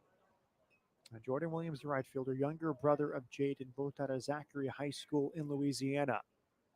Kenneth Jimenez now. A quiet night off the bench. Quietly impressive. Loud double in the 5th. RBI hit in the 6th. As that crouch stance just gets low before the pitch comes in. Cougars potentially with their final couple at-bats here of the evening. Just what an impressive night at the plate. 23 runs off of 18 hits. Again, we talked about their team-first approach. They drew a lot of walks, reached on some errors, some infield hits to start. And he's hit by a pitch, and I'll go down to first. Yeah, they've done a lot of that, too. They haven't been afraid to lean in. That pitch coming over the heart of the plate, I believe that's 5 on the night. Hit batsman. Men is an interesting route. 2 different junior colleges now playing Power 5 baseball. Yavapai College in Arizona 2022, South Mountain Community College last year, and now at U of H. Yeah, Yavapai, a very good junior college program. Just put some big leaguers up over the past couple seasons. Really good off-speed pitch there from Julian Scott. Got a swing through from Kobe to Jesus. It's his first at bat. He came off the bench to play second base. And he takes downstairs for a ball. Got on base, too, with the pinch run. You see the face mask there for Kobe. Nice and protected. 12 at-bats last year for DeJesus. And he rips a base hit into left field. Everybody getting in on the fun tonight. We mentioned Todd Whitting nearly emptying his contingency players available tonight, and DeJesus part of that. First plate appearance of the season for DeJesus. He has his first hit of the campaign. 2 for 12 last year. Now another pitching change for the Panthers. Left-hander coming on. Antoine Riggins takes the ball. And we'll take a break here in the 8th.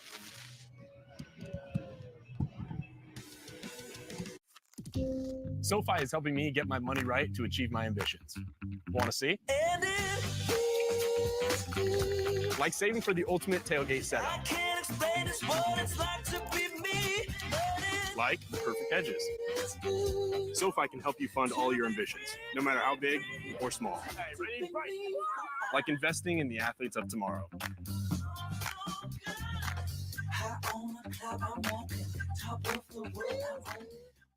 When you have a history of greatness, you keep dreaming and go beyond what's possible. The new 2024 Ridgeline Passport and Pilot, part of our most rugged trail sport lineup yet. From Honda. The competition's never been better. This is just spectacular. The stars have never been brighter. That's our move. Women's college hoops on ESPN and ABC. Live. Miles Smith in the game, 5'11" freshman from Beverly Hills High School in Los Angeles. And he comes on with 1 out in the 8th inning.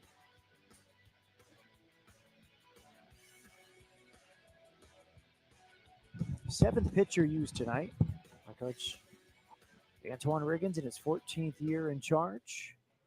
Farmer, Carlton, Braden McKay, Edward Scott. Now the lefty Miles Smith. Yeah, it's not easy to find quality lefties who can compete at the Division I level. You kind of have to get creative to bring them on your staff. And Coach Riggins choosing to go out to Golden State to bring Smith over. His breaking pitch is sitting around 83 miles per hour as he warms up. And the chance to get a couple more outs to wrap up the night for Prairie View. And Houston just pounced on him early, 16 runs for the first 2 innings. Since then, they've done a nice job of managing it. Here's Hudson Sapp, second plate appearance for him.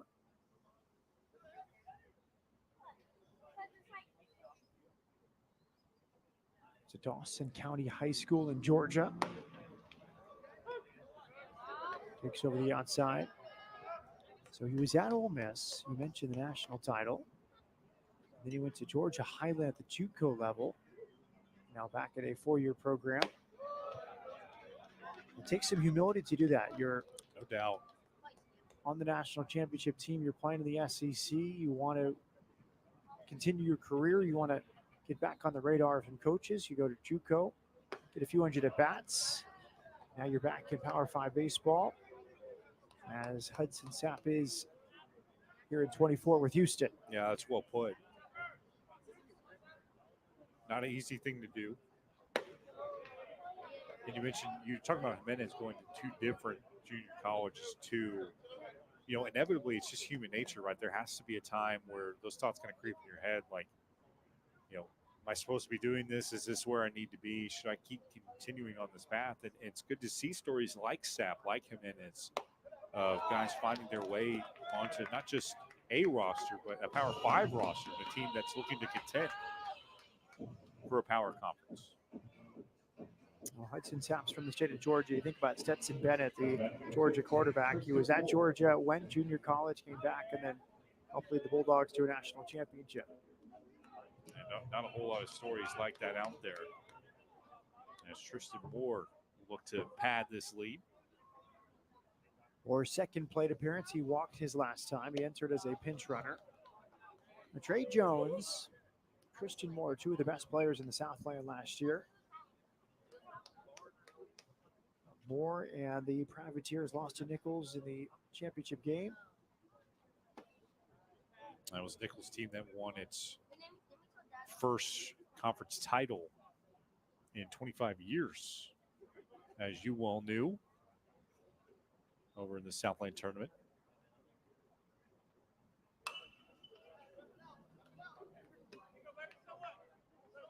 And Tristan Moore, 19 homers last year, 22 walks.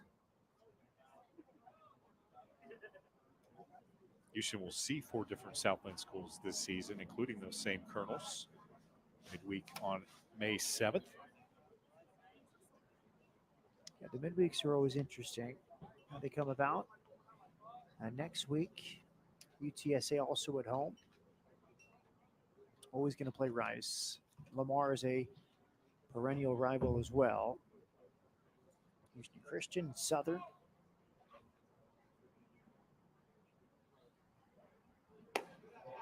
It's nice you get McNeese as well. So most of these teams within 2.5 hours or less. And there's not a whole lot of areas in the country like it that produce several Division I institutions within driving distance. And Moore has walked for the second straight plate appearance off the bench. Tristan Moore takes first. The bases are loaded. De Jesus to third, Sapp to second. Another at bat here for Joey Craig. And now 24-0. I don't think if you would have told Houston that they would put 24 runs on a 3-0 team coming into today, they would have believed it. But they have done everything right tonight at the plate. And Coach Reagan's still not pleased with the pitching situation here in the 8th. He's removed Miles Smith, another right-hander coming on.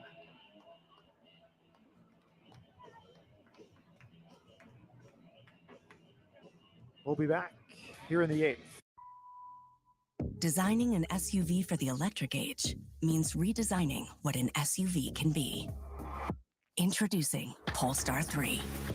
Designed to protect with advanced safety systems.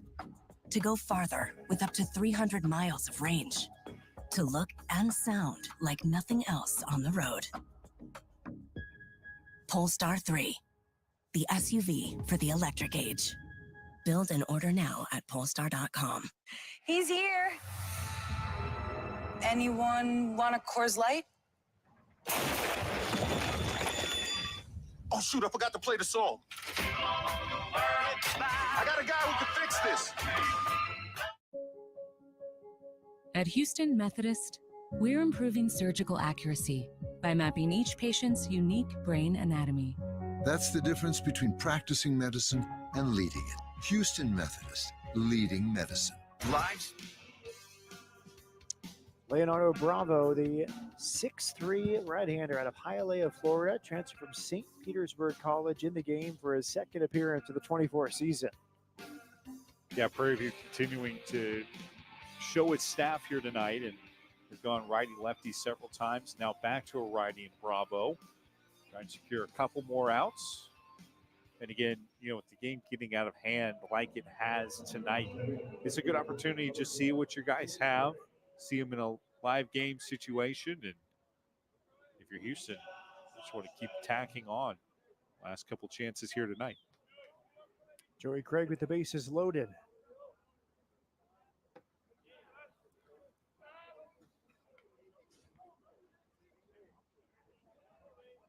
High school, a 3-sport athlete, football, cross country, and baseball at Omaha Central. I'd like to be an actor. You don't see that very often when you see these bios. Dream job outside of baseball for Joey Craig, actor. Yeah, you look at a roster, you read bios like you're saying, trying to pick out guys who maybe have some personality. I'd be willing to bet you that Craig is one of those personalities that stands out in the Houston clubhouse, just based off that pick alone. Hit to deep shortstop. Another run comes across on the infield single. DeJesus in from third. Zap moves to third, more up to second. And Craig has his second hit tonight. Yeah, that's despite giving up the run, it's a good tangible sign of improvement for Prairie View. We talked about the first that there was a play that led to the first couple of runs where it should have been a play where the shortstop just eats it, and it wasn't. It led, like we said, to a couple of Houston runs, and there you see the shortstop just making a nice decision to hold on to the baseball and prevent another run from scoring. As the Cougars have notched 20 hits tonight. Think of baseball players turned actor. The first comes to mind for me is Keith Hernandez of no Seinfeld doubt. lore. Bob Uecker as well. Bob Uecker can do everything. Play-by-play guy in his own right. Played in the big leagues. Yep. Harry Doyle in Major League 1 and 2. Shane Vogel takes a strike.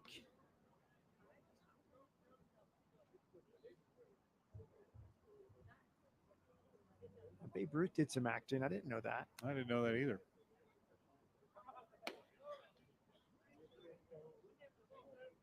That guy got around. He lived a full life, Babe Ruth did.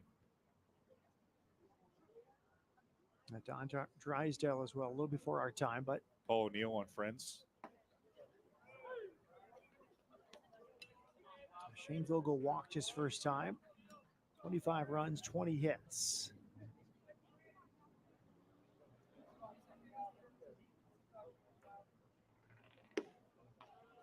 Another walk.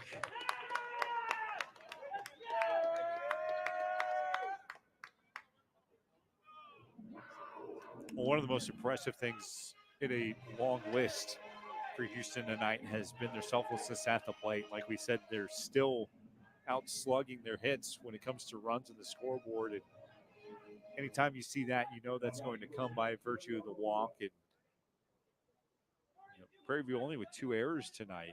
So Houston does a nice job putting balls in play and infield hits and drawing walks that have led to runs. And you see a couple there, leading to a 26th run. Kerry Arboleda fouls it off. He's 0 for 2 off the bench, has flied out twice.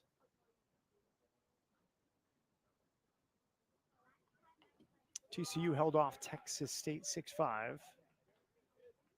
And a good midweek. And Dallas Baptist has gone back to head over Oklahoma 11-7.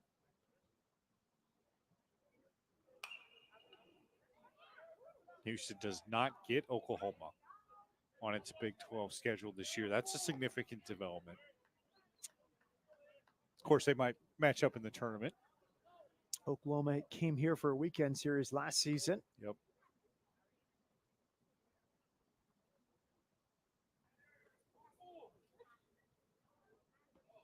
Good block. It's really impressive how Houston bounced back from that series last year. Oklahoma won the first game 13-1. That's something that could potentially jar your season, maybe send it in the wrong direction when you use up that much of your staff and you get beaten that badly. Another base hit from Arboleda. Station to station for the Cougars. Arboleda gets an RBI. His first of the season. You said station to station. Just keep the line moving if you're Houston. Everybody's getting it on the fun. RBI starting to really stack it. Prairie View has really struggled to get these last 2 outs, even though the Cougars have put a couple balls in the ground. Anthony Avalos. Swings and misses. Avalos off the bench. Batting for the 4th time. A strikeout, a fielder's choice, and another strikeout.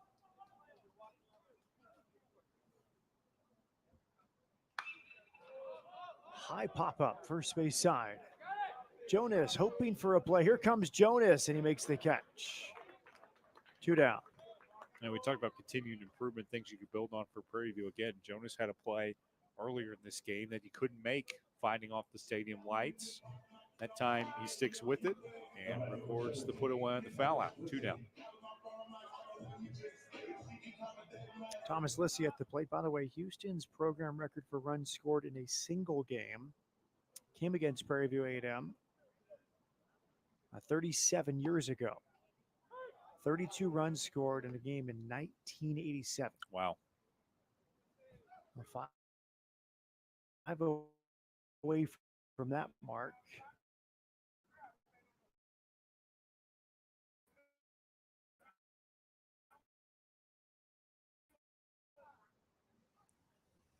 Match tonight, emphasize that incredibly impressive 3-0 start over the weekend.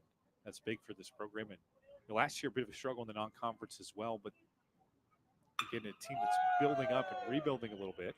Lissy into left and a nice diving catch.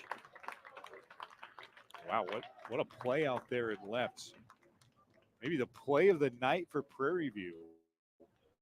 And again, talk about things that they can build on. A nice sliding catch to bookend the 8th as they come back one more time.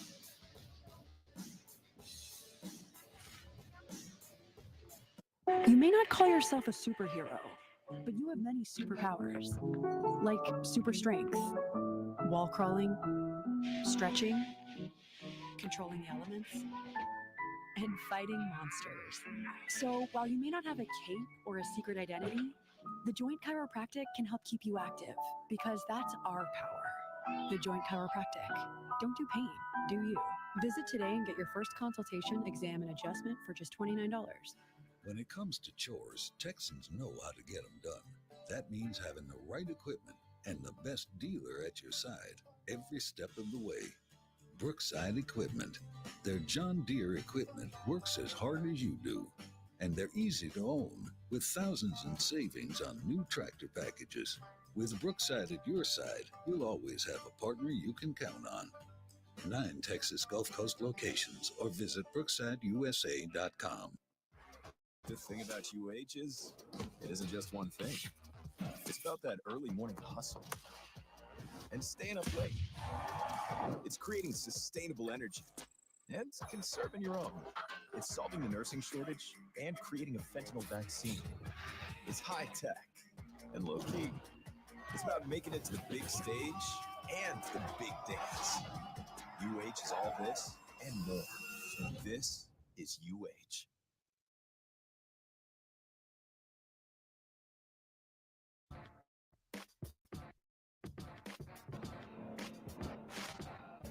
Apart.